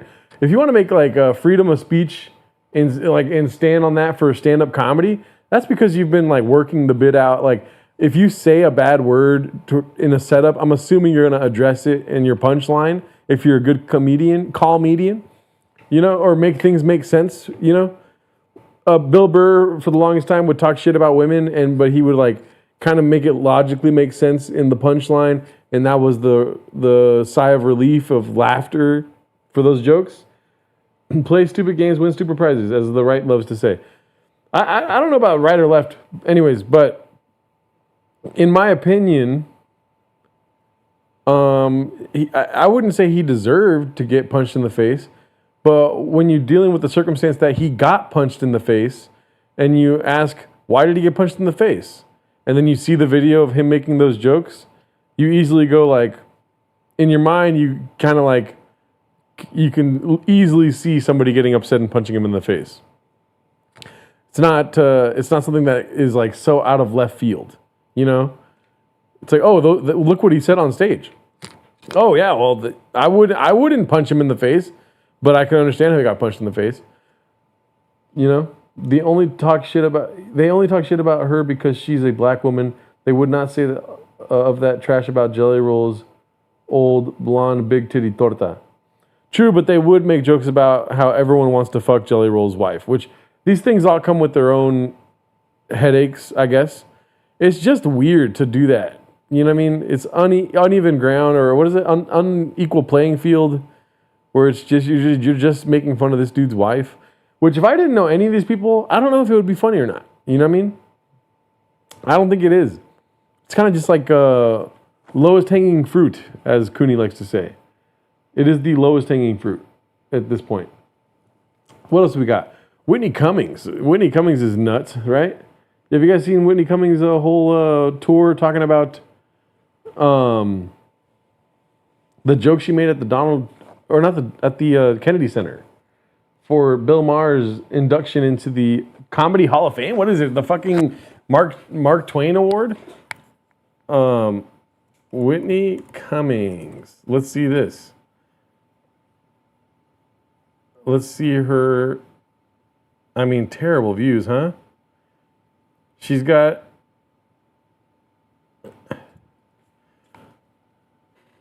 He seems like the rest of them, like getting punched in the face should be a pretty regular occurrence. I guess that's why they need SEAL Team 6. Talking about Bubba. It's fun to watch her spiral. Why was Louis there?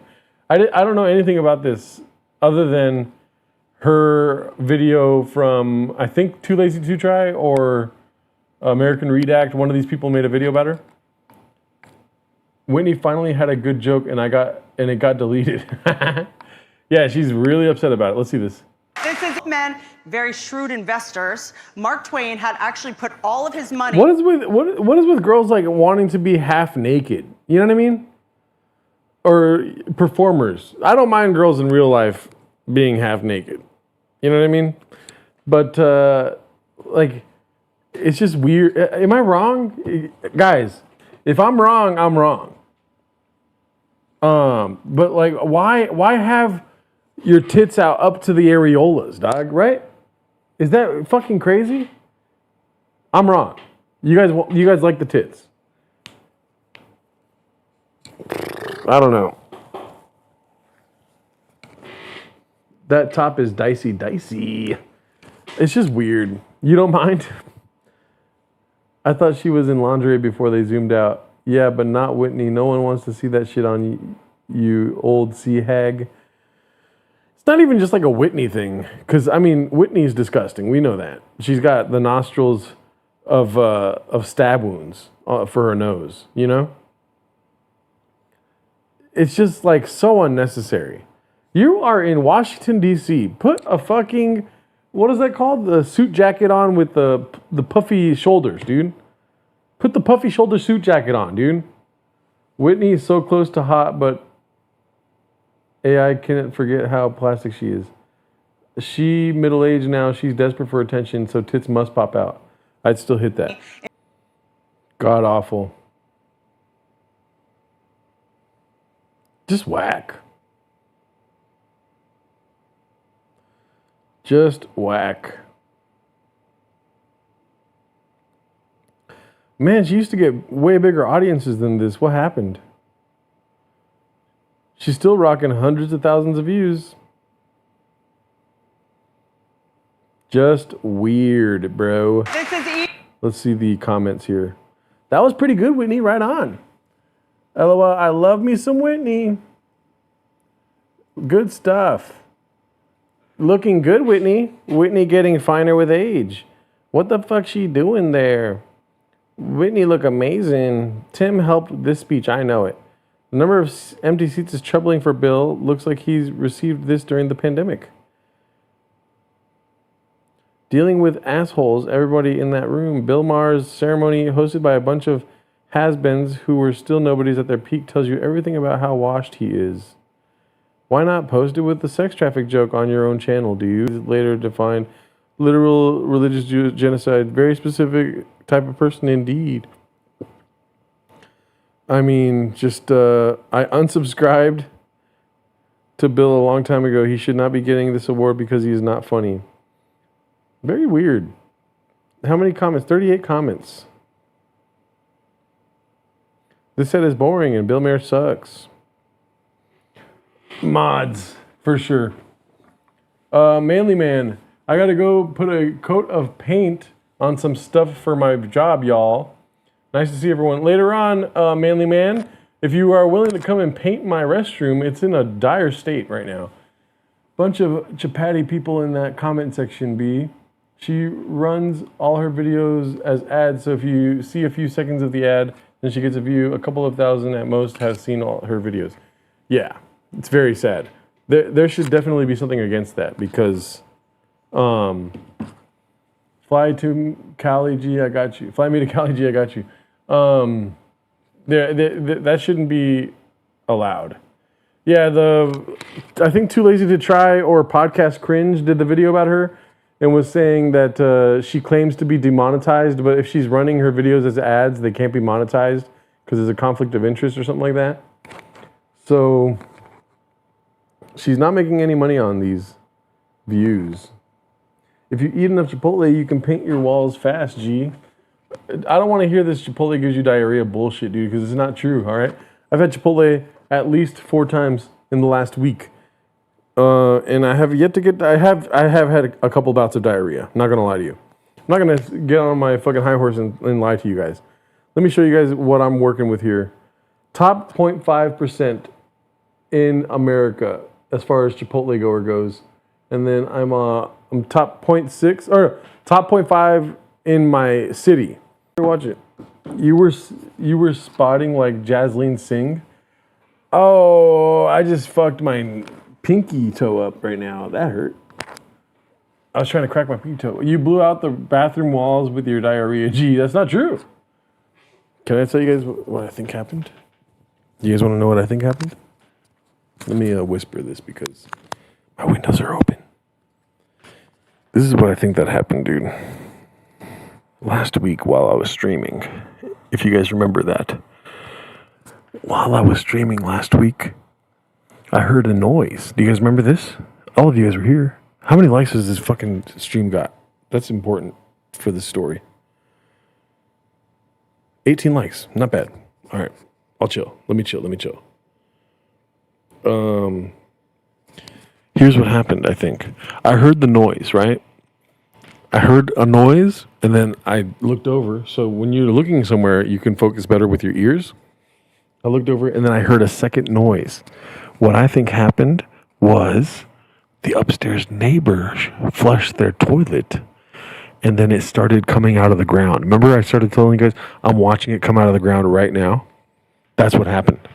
And then the next day, when I conveyed that after streaming, after the stream was over, I was on a phone call, and I told my neighbor, like, I think you just shit into my apartment right now, dude. I think you literally just shit into my apartment right now, brother. I'm not going to be over here accusing you of nothing, but I'm pretty sure you just took a shit, and hello, it's in my apartment now. So I found a place to stay, a couple nights, and here we are. It was not farts, Magnus Galactus. It was shit. It was shit water on my ground. And so I called Cooney and I was like, we cannot record tomorrow. And then the next day it wasn't finished yet, so I was like, we cannot record tomorrow either. So we just called it for Timos. That hat makes me feel like you're telling a scary campfire story. Was it just your apartment? I thought it was the whole complex. No, it's my main water line. They're doing construction on the complex. It's just like, when it rains, it pours, dude. They're doing construction out in the front here. They're doing construction on the stairs. The stairs are broken. It's not the whole, I don't know where you got that from, but that's not true. Real podcasters would take the equipment with them. I did take some equipment with me. So I am a real podcaster. But when push came to shove, and we were going to record an episode in a car, I told Cooney, like, probably not today, dude, because it's just hectic. It's just hectic. This wouldn't happen in the motel next door. True, we should probably try shooting in the motel next door. That would probably, that would be good. This is why you should pod from a storage unit. No plumbing, B. True. Living in a yard sale at a construction site. Yeah. My life is a yard sale. And it feels like it's about to start any second now. That's where I'm at right now. What's it called? What else do I have on here? Andrew Tate. Let's look at the Andrew Tate outfit. Let's see what we got here. Do a show from Linda's Rolls Royce. I haven't even seen Linda. I haven't seen Linda recently at all. That hat makes you look like a Mexican Jeepers Creepers, B. Jeepers Creepers, where did you get them peepers? I was going to start the show out with this right here. Oh, I did actually. And then, on top of that, I can't even, you're too good for this one. My toilet is broken, dude. I couldn't even tell my friends about it without them memeing me to shit, dude. Do you guys want to see these memes? One of them's very funny, all right? It's this one. So, cool story, brother. Let's see this. This can go really bad, huh?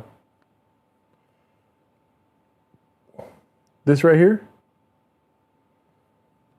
Very funny. All right. Very funny. Me in the walls of my toilet. I told my friends, they were like, what's it like today? Thinking that they cared. There will be shit. I tell my friends thinking that they care, and the next thing you know, when I go to check my incoming messages, after I'm like wiping away my tears, I come to my phone and this is what I see. They have put me into the fucking wall. As if I'm the problem. They're telling me that what's the matter with my apartment is that I'm in my walls. What do you guys think about that? My toilet has hantavirus. My toilet has explosive diarrheas in the walls. Right? And then I'm like, hey guys, that kind of hurts my feelings. Can we not do that? Right? And then they want to go fuck around and send me this shit right here. Oops. That's not good. They want to go ahead and talk about this right here. They want to talk about this is that they started saying that the plumber at my apartment is playing backrooms with my toilet. That he's creating openings in my toilet to play the backrooms in. Instead of scooping up the bag, you were scooping up the doo-doo, B. That's not a wall, it's Joe Rogan's vagina. I posted you with the Sharpie that caused all of this. Your toilet just needs probiotics. They want to post this. And then I don't know if you can see what that message is saying right here to the side, but it says, don't uncover the plumbing. We can't fix the leak. We can't fix him, is what it says. What the fuck is that, dude? They start saying that the plumber is playing backrooms in my restroom after they've... Keep in mind, this is like a day after I sent them the picture of me like, hey guys, I'm going through a tough time right now. Just look in my toilet. And I sent them the picture, and then I wake up to me in the wall, and then somebody else takes that picture and then makes this, saying that the plumber is playing backrooms in my restroom. Right? And then I told them, they asked for an update, and I'm too smart to just give you an update, right? I know they're trying to fuck with me more. So they were like, what's up with your restroom? And I said, it's all good now. And I sent a picture of me in a gold restroom. And guess what? When things are starting to look good for me, granted, this is not true. You saw my restroom earlier in the stream. It is a travesty what's happening in my restroom. This is not a real picture. I know that it looks exactly like me, and I've done a lot of thumbs up in my past, and it shockingly is actually the same vein structure and everything. Like, AI is getting way too good. They want to say that, they don't want to say anything. When I send this picture, nobody says anything. Everyone's all quiet. Oh, it looks like Gerardo's back on top of us again. Man, he's fucking killing it again, dude. Can't make fun of him anymore. And then they all go see The Odyssey. Great movie. Have you guys seen it? They go see The Odyssey, and they start saying that it's going to take 10 years for my restroom to be fixed. Just like Odysseus in The Odyssey. And they start saying that that's me now. I got the real pics from FOIA Act. What do you guys think? If I take out the toilet and go Indian style and start using a hole in my ground, I have a bigger problem. All right? You're not really helping Magnus Galactus. They started saying that it's going to take me 10 years to return back to my regular toilet. That I'm like Odysseus. In that way. It's a Greek restroom. Look, the toilet has turned into a bucket. And also, I have sandals. I've got Roman sandals. These photos are obviously real, not AI. I like how the holes in the wall are still there. Jurassic Park hat needs to be added to be. Why am I cool with all this? Why am I just in the walls of my restroom like, it's difficult to match your breathing pattern? What? What's with the people coming in here high on drugs, dude? All the alpha males said Odyssey has black people in it, so I shouldn't see it. Well, yeah. I don't know what to say to that. Those are glory holes. Yep. The glory holes in Ithaca are on the roof. The ceiling is the roof. Quote, who's that? Who's that? Michael Jordan, got you. Name the movie. His life. What else you guys want to talk about? I got Andrew Tate on here. The Andrew Tate thing is not that interesting to me, only because he's wearing purple, dog. It's like, you never wore purple? I have a picture of me on stage wearing a purple shirt that's way too big. And my joggers, my beige joggers. I look like a Mexican hipster joker. Truby is the plumber updating the glory hole. Yeah, I don't know. The plumber's not coming for a couple days. So we dealing with this, dude. I'm literally like getting a fucking clothes hanger and putting it on my nose. What are those things called? The little clasps? I'm putting it on my nose, going to the restroom. It's the length of the pants with no socks, Daddy. He's got no socks?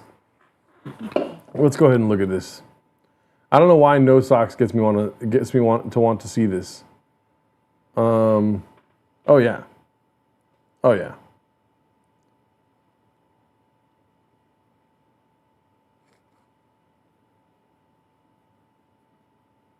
I'm sorry, does Andrew Tate shop at Chico's? Did he buy this outfit with his Kohl's cash and his little fucking capris? My mind's blown right now. This is the dude that all these like red pill incel guys are obsessed with, the epitome of like a manly man, their masculine king. This man? Y'all are fucking with me. He just got arrested on like sex trafficking charges. That's your guys' hero? Damn. I'm sorry, does Andrew Tate shop at Chico? I thought it was gonna be like the whole thing. But that guy was spitting facts. Where's the photo at?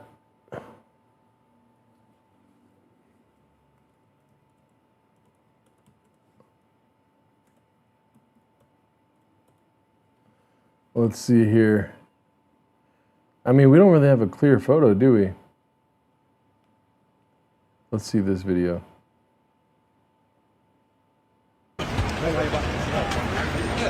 Hey, take. Come back. Come over here by me. Let's go.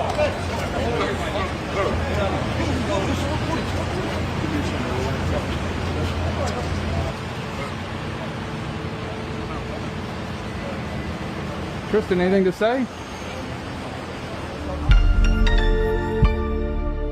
Al Jazeera, #1 news source, huh? Hey, take. Let's see. DMs.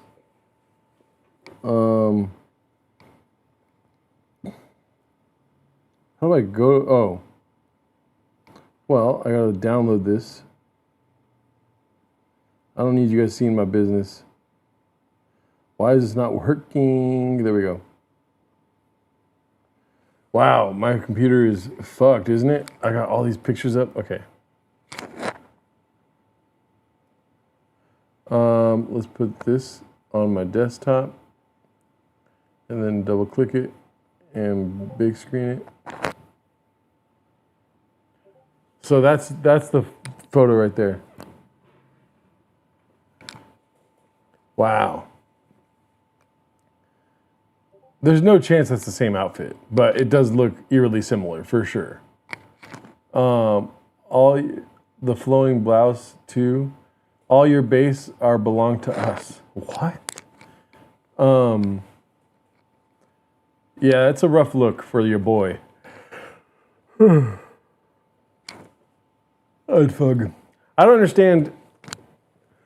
Like, if I was Andrew Tate, I would have been cool with just being like the funny guy. I don't understand the need for like power and social presence and like to have people abide by your fucking whole viewpoint of life and stuff like that. You lost me, dog. And Andrew Tate never won me. I just thought he talked funny. I just thought he was like, yeah, it's like he never know what he's gonna sound like, and he sometimes talks like in different accents, and that was fun. But now he's dressed like a fucking strange. He looks like he's about to go see the last day of the Squid Game, you know?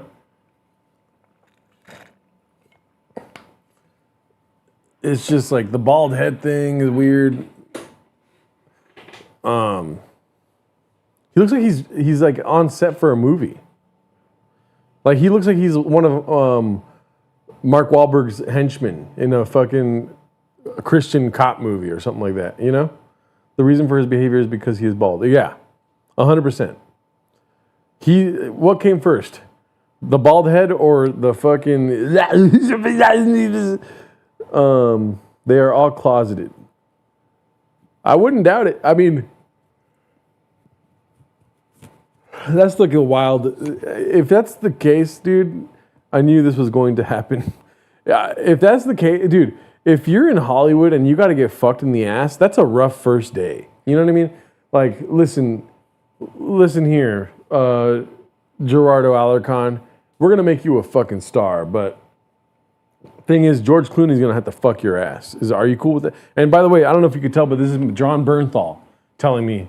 This is John Bernthal inviting me into Hollywood to become part of their elite. So, man, Gerardo, you got chops. Gerardo, you have fucking acting chops, and you don't like napping at all. And I like that. So, only one thing, all right, boss. Boss has to fuck your ass if you want to be on this set. And you know, I'm a straightforward guy. I'm gonna keep it 100. I'm gonna keep it 100 with you, brother. You gotta let us fuck your ass. If you want to be in this movie, you gotta get your fucking ass fucked. All right. That is his last picture before he gets turned out in prison. He being charged for being a diddler now. He had to go to a holding cell wearing that outfit, and they know he got charged with child porn. He got fugged. He's charged with child porn? What is the charge? What the hell? Well, what the hell? Your boys over here making jokes about shit, and this about motherfucking child porn, bro? What the fuck? What did Andrew Tate get arrested for? There's so many monsters in this world. All of them are humans. Adam, come back to Earth, dude. Al Pacino must,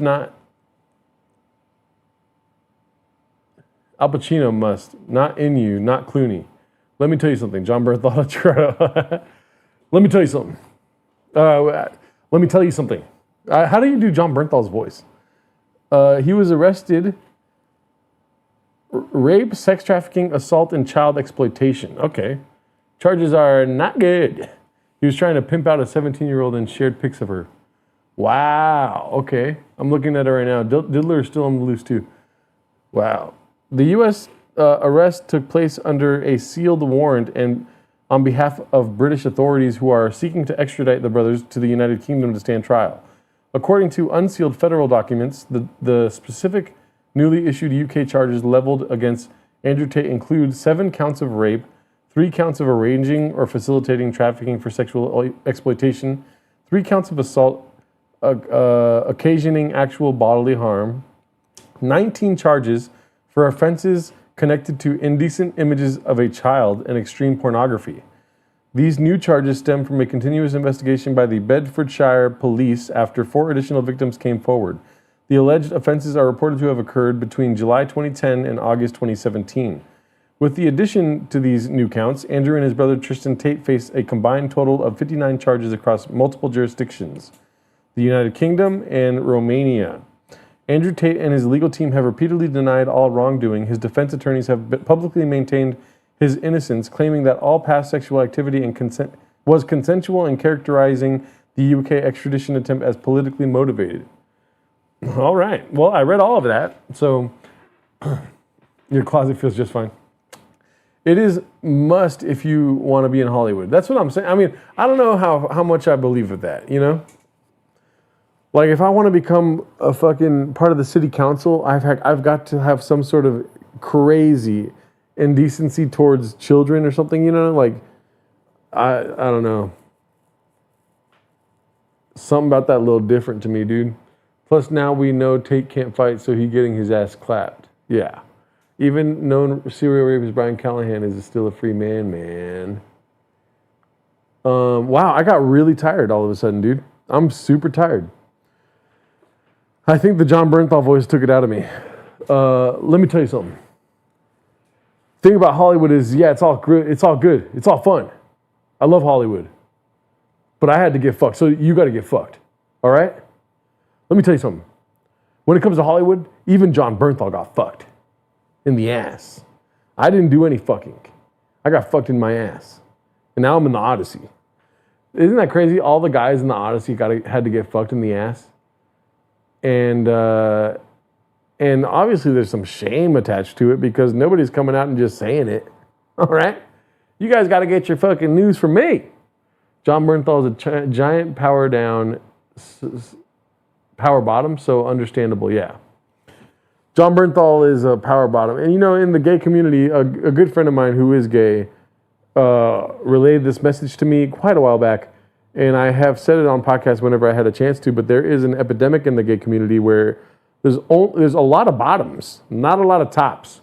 So if some of you guys can muster the smell, you guys can stand the excruciating pain, then please, the gay community is looking for more tops. There's an epidemic happening that John Bernthal is actually contributing to because he's a power bottom. You can't be tired around John Bernthal. He hates naps. True. Shame. No, they love it, gang. They're ashamed. They're not coming out and saying it. I watched countless interviews about the Odyssey. Nobody's asking about them getting fucked in the ass, and nobody's talking about getting fucked in the ass. If I was in the Odyssey and I had to do that to be in that movie, the interview would be like, so I heard you were on set for like 3 weeks. Tell us the hardest part of being on set. I would be like, oh, easy, dude. Before even going to Spain to shoot that castle scene, I was in Hollywood getting fucked in my ass by John Bernthal and his goons. Next question. That was the hardest part of being on set. I didn't know the movie was going to start with John Bernthal fucking my ass, and it got cut from the movie. Imagine that's what they tell them. They tell them, like, we like to go for like realism, so we're going to have you get fucked in the ass. The character in this movie, and they obviously like don't really put a lot of weight on it. They just go like, so in this movie, your character gets fucked in the ass, so we're going to do that first. We're going to do that first, because your character gets fucked in the ass, and then we're going to go to Romania and shoot the rest of the film. So go ahead and we'll get the cameras ready, and you're not even going to see them, all right? It's going to be like low lighting. We're doing like this thing with lighting. It's like helping the cinematography of it, watching you get fucked in the ass and whatnot. And then we're going to go to Romania and shoot the rest of the film. And then stupid actors are like, okay, I've never done this before, but let's try it. And then while they're watching the movie, they look at their agent, they go like, wait a minute. Why am I not getting fucked in my ass? And like I did that for reals.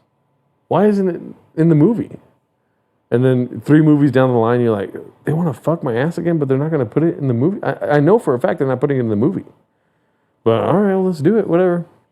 I do want to be in Christopher Nolan's Epic, so let's get fucked in the ass, dude. I guess.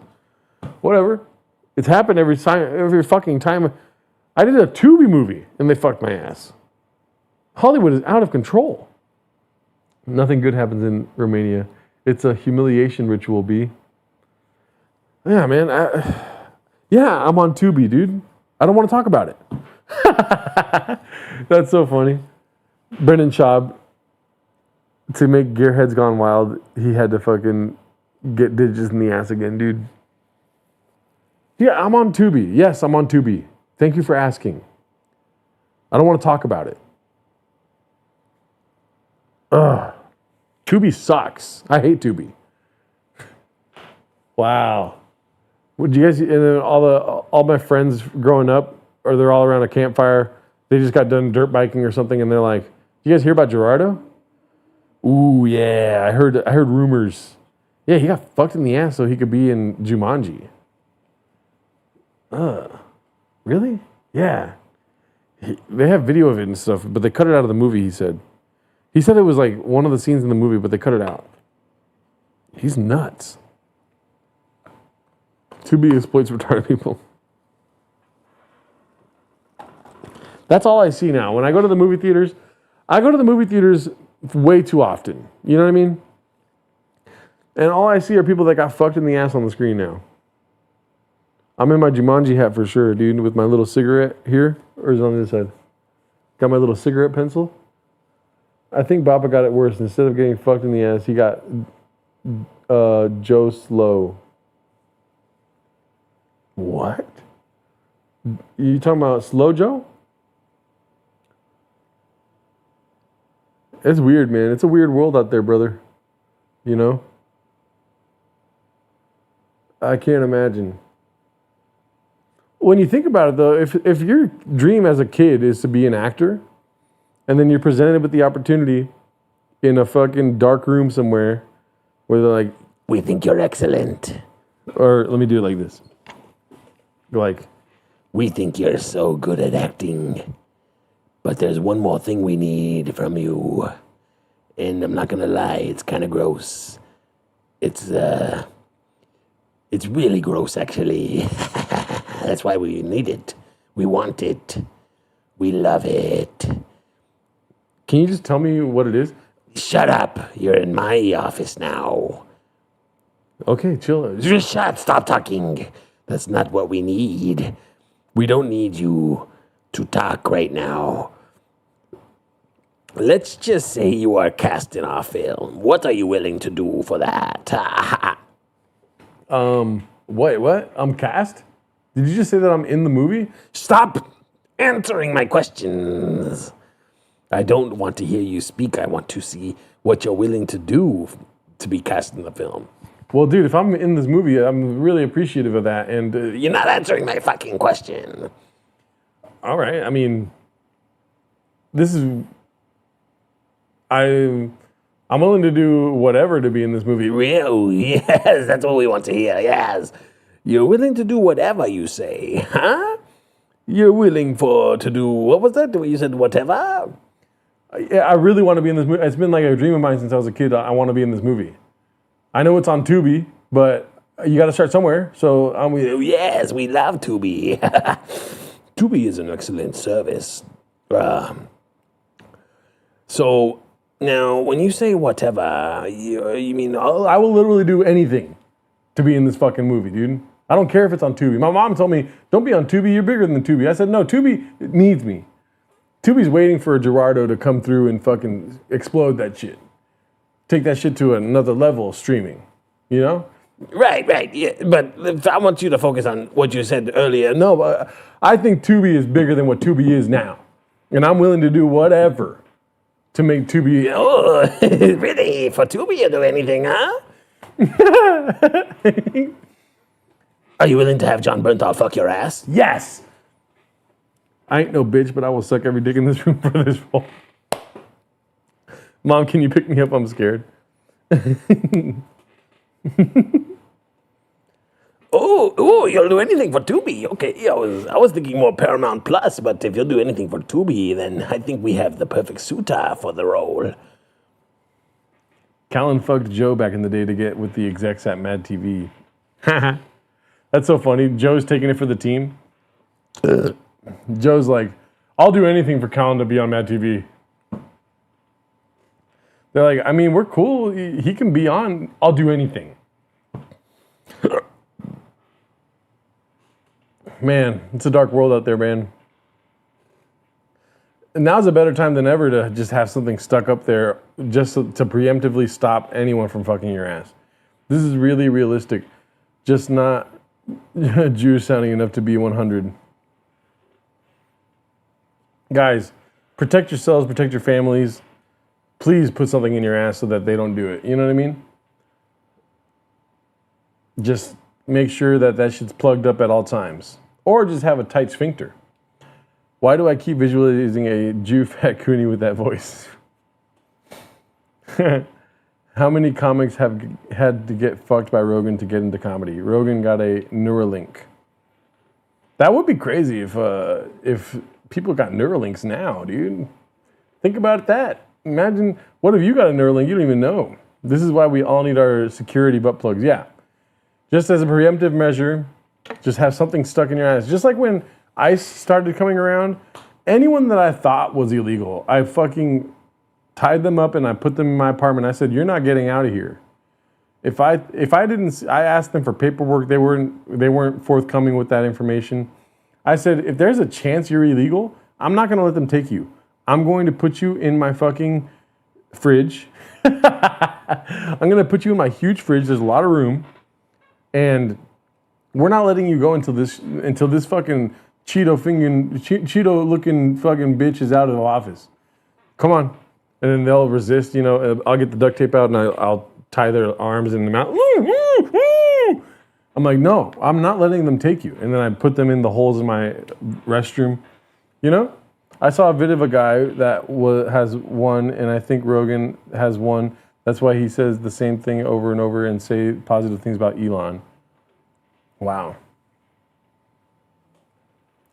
Well, we solved it. We solved the case. But yeah, let's go ahead and put some butt plugs in our ass so that we can just preemptively not get fucked by George Clooney. George Clooney stopped making movies, and I hope you guys understand what he's really doing now. You know what I mean? He's not enjoying himself on a beach in fucking, I don't know, San Marino or something like that. Does San Marino even have beaches? You can easily return to the past, but no one is there anymore. The bodies of those people you stuffed in your walls is what got your toilet messed up. Well, I'm not going to talk about that, dude. Sharpie up cats.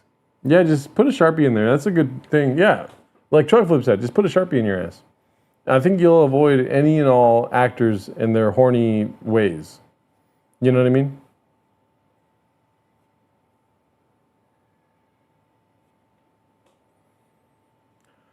Oh boy, I'm hitting a fucking wall. I'm trying hard. That whole voice thing actually got me back, but then I'm fucking tired, y'all. Your boy's been waking up early, which I'm not used to. I'm not used to this. Dallas a little different. I will say, what night was that? Saturday night. I stayed up until fucking Lord knows when. I'm not gonna lie. I was playing Civ 7, and I'm not gonna lie. When you have Civ 7 on, dude, the full screen mode of Civ 7 doesn't have the clock on the screen. So anytime I was like, what time is it? And then next thing you know, Xerxes or something, who's the guy from Mesopotamia, whatever the fuck? Somebody was attacking me. And next thing you know, our war went all night. I looked at the clock, it was 4 a.m. Can you believe that? Woke up at like 10 o'clock the next day, dude. 6-7. No, Civ 7. Civilization 7. I was playing Civilization 7. It's a game. Maybe I'll play it with you guys one day. You guys want to see the war I'm in right now? I didn't know you guys wanted to see that. I'll show you right now. Let me. My computer might go insano mode right now because it's hard to run all these things at the same time. All right. Well, let's see what happens. Let's close that. Let's close that. All right. And then, all right. So we got Civ 7 up. So there's Lady Lovelace. Let's continue the game. Rule Britannia. All right. Chill. Beyond the Relax. smoky London skies, beyond the churn of Manchester's mills, there is a greater glory. We're not going to play the whole game. I'm just going to show you the war I'm currently in. So as you can see, I have a large section of the map. I am currently at war with this guy, Xerxes, King of Kings, leader of the Meiji Japanese civilization. And he's winning the war. I can't support myself right now, but he is winning the war currently. You should another live game stream. As you can see, I went from Greek to British because Lady Lovelace is from Britain. And look at that, the clock is in the corner of the screen. I lied. I just didn't see it until right now. I started in Manchester out here, Manchester by the Sea. And over here is Chiang Mai, but me and him, Lafayette, I thought we were friends. What happened with this guy? He hates me now. Okay, he's gonna start war with me in 4 battles, or 4 turns. Gerdo losing the battle to herpes. Oh my God, I'm eating Chipotle. Halicarnassos is over here next to Draystar, which is owned by Charlemagne of the Quasar civilization. I'm losing interest every game or every turn, and I'm only getting +3 gold every turn. So that's not good. These are not good statistics, folks. I'm pretty sure I have, yeah, so I got London over here, Kausambi, Eugenie, Inuit Nunanget over here, and I'm trying to attack everyone, but then I think I ran out of steam, because look at, this is how far I expanded. I expanded my empire. I have 28 cities. Xerxes. I have 28 cities, and not enough time in the day. I'll tell you that right now. Let's grow this city. I don't know, 2 gold. Let's get 2 gold going. Because I am in desperate need of gold, folks. Defenseless settlement. Eugenie, you're fucked. I might lose Eugenie. I have a... Oh, that's not mine. That is not my... Oh, yeah, that's not good. Yeah, so there's a tank over here that's attacking my shit. I have a fleet here. Let's go ahead and move him over towards the action. Busting your load in too many directions. I was, but I already won the game. As you can see here, I am the economic winner of the game. So I'm winning culturally, I'm winning militarily, and scientifically I am in 2nd place. So culturally, yeah, I've got 14 artifacts, but I have a lot of wonders. Economically, my shit went through the roof. I forgot what I did. I think I spread my religion. I think I started a religion. And the plumbing in my nation is not good. You have NPC comedians touring the 28 cities. They're the strongest warriors, apparently. Militarily, I have 28 cities. So, and I conquered most of them. I also have I have 5 cities and 23 towns, 22 towns and a capital. So, you know what I mean? Just killing these motherfuckers, dog. Scientifically, Xerxes is almost to the moon. But overall, I am killing these fools, dude. And everyone's starting to hate me. I've just done the whole like one more turn thing. You know what it's like in Civ 7, dude. It sounds like I'm saying 6-7. Now I'm never going to be able to hear Civ 7. But I'm losing this city too. Holy shit. Yeah, and I've got factories up the yin yang. I've got so many different things being produced. I don't think I have any other factories. Okay, yeah, no other factories. I have far too many settlements and cities. So I'm going to start a new game. I'm not quite sure if you guys would like this. Nobody wants a Civ 7 stream, first of all. I already know that for a fact. Let me go ahead and ask, before you leave, because this is getting boring, let me start a poll. Do y'all want a Civ 7 stream? Question mark. Yes or no? It's nerdy. It is, I'm not the best player. I play, I think, at a very low difficulty, so it's not like even entertaining. It's not challenging in any way, shape, or form. I just like having fun, dude. And yeah, do I get naked and play Civ 7 by myself? Maybe not naked, but I do play by myself. I play with myself, I'll tell you that right now. You know how hard it is to play Civ 7 and not jack off? It's fucking terribly hard. So doing it on a stream is going to be very difficult also. But please let me know if you guys want that. I'm going to go ahead and close the game before I keep going one more turn. Exit to desktop. Okay. Not a lot of votes, so I see how it is, folks. Let's see what we got here. Yeah, 16 concurrent views. This is me doing my whole John Bernthal bit, huh? Alrighty. Well, guys, gotta say, it's been trill. It's been real. You guys are a lot of fun. A lot of good times with you guys. I'll have a better camera setup for my next stream. The camera setup's been driving me nuts this whole time, but it's fine. Is your guy an old white lady? Yes. Like I told you before, you should check out Empire Earth. All right, I'll look into Empire Earth. Let me see what we got going on there with Empire Earth. Oh my God, why is it not letting me? Okay, there we go. That was annoying as fuck. Empire Earth. 2, 3, Empire Earth 3. Well, it's only for Windows, so there goes my attempt at playing Empire Earth. I don't have a Windows, I only have a Mac, so yeah, everything's for only Windows.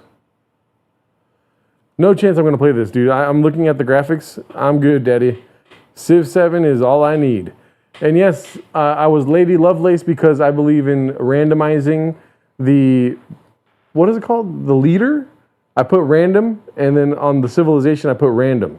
So it gave me a British leader with a Greek civilization. And then, when it came to the third age, the modern age, I chose the British civilization because I had a British leader. What podcast do you watch, B? I watch Matt and Shane. And lately, I started talking about Sharilla earlier, Mackenzie Sharilla. I watched true crime stuff and sports podcasts. But as of recently, not a lot of sports podcasts because basketball's out of season right now. And baseball stuff is like little short, like 10-minute videos for baseball stuff. That's how Shaw was born too, same as your civilization. Random, yeah. Greek and British, very funny. Alrighty, y'all. I'm gonna end my stream here before I lose more steam. Gotta say, I had a great time. I'm sorry there was no Raccoon Tweeties today. It was a great episode, but however, the fucking Roadcaster shit itself, and hopefully we're able to do one next time, next week. I'm gonna record it on my laptop as opposed to the Roadcaster though. So love you guys. Have a great rest of your evenings. And maybe the sound will be better too, because I noticed that the sound is not the same. Like there's somebody that commented or EQ the low end, like the bass was too much. And I agree, the bass is way too much in our voices. But it wasn't always like that. So I'm going to see if there's something that I have here that I can use to record sound better, because I have a lot of different fucking recording devices. Sorry for cussing. I have a Zoom H4 that I might end up just wanting to use, but the only problem with that is not being able to connect the computer to it. So got to figure out a way to record the computer audio also. Only 4 votes on the poll, so I'll go fuck myself. I will never stream Civ 7. You guys are so indifferent to me streaming Civ 7 that you guys are not even voting. So there goes that. Won't be doing that.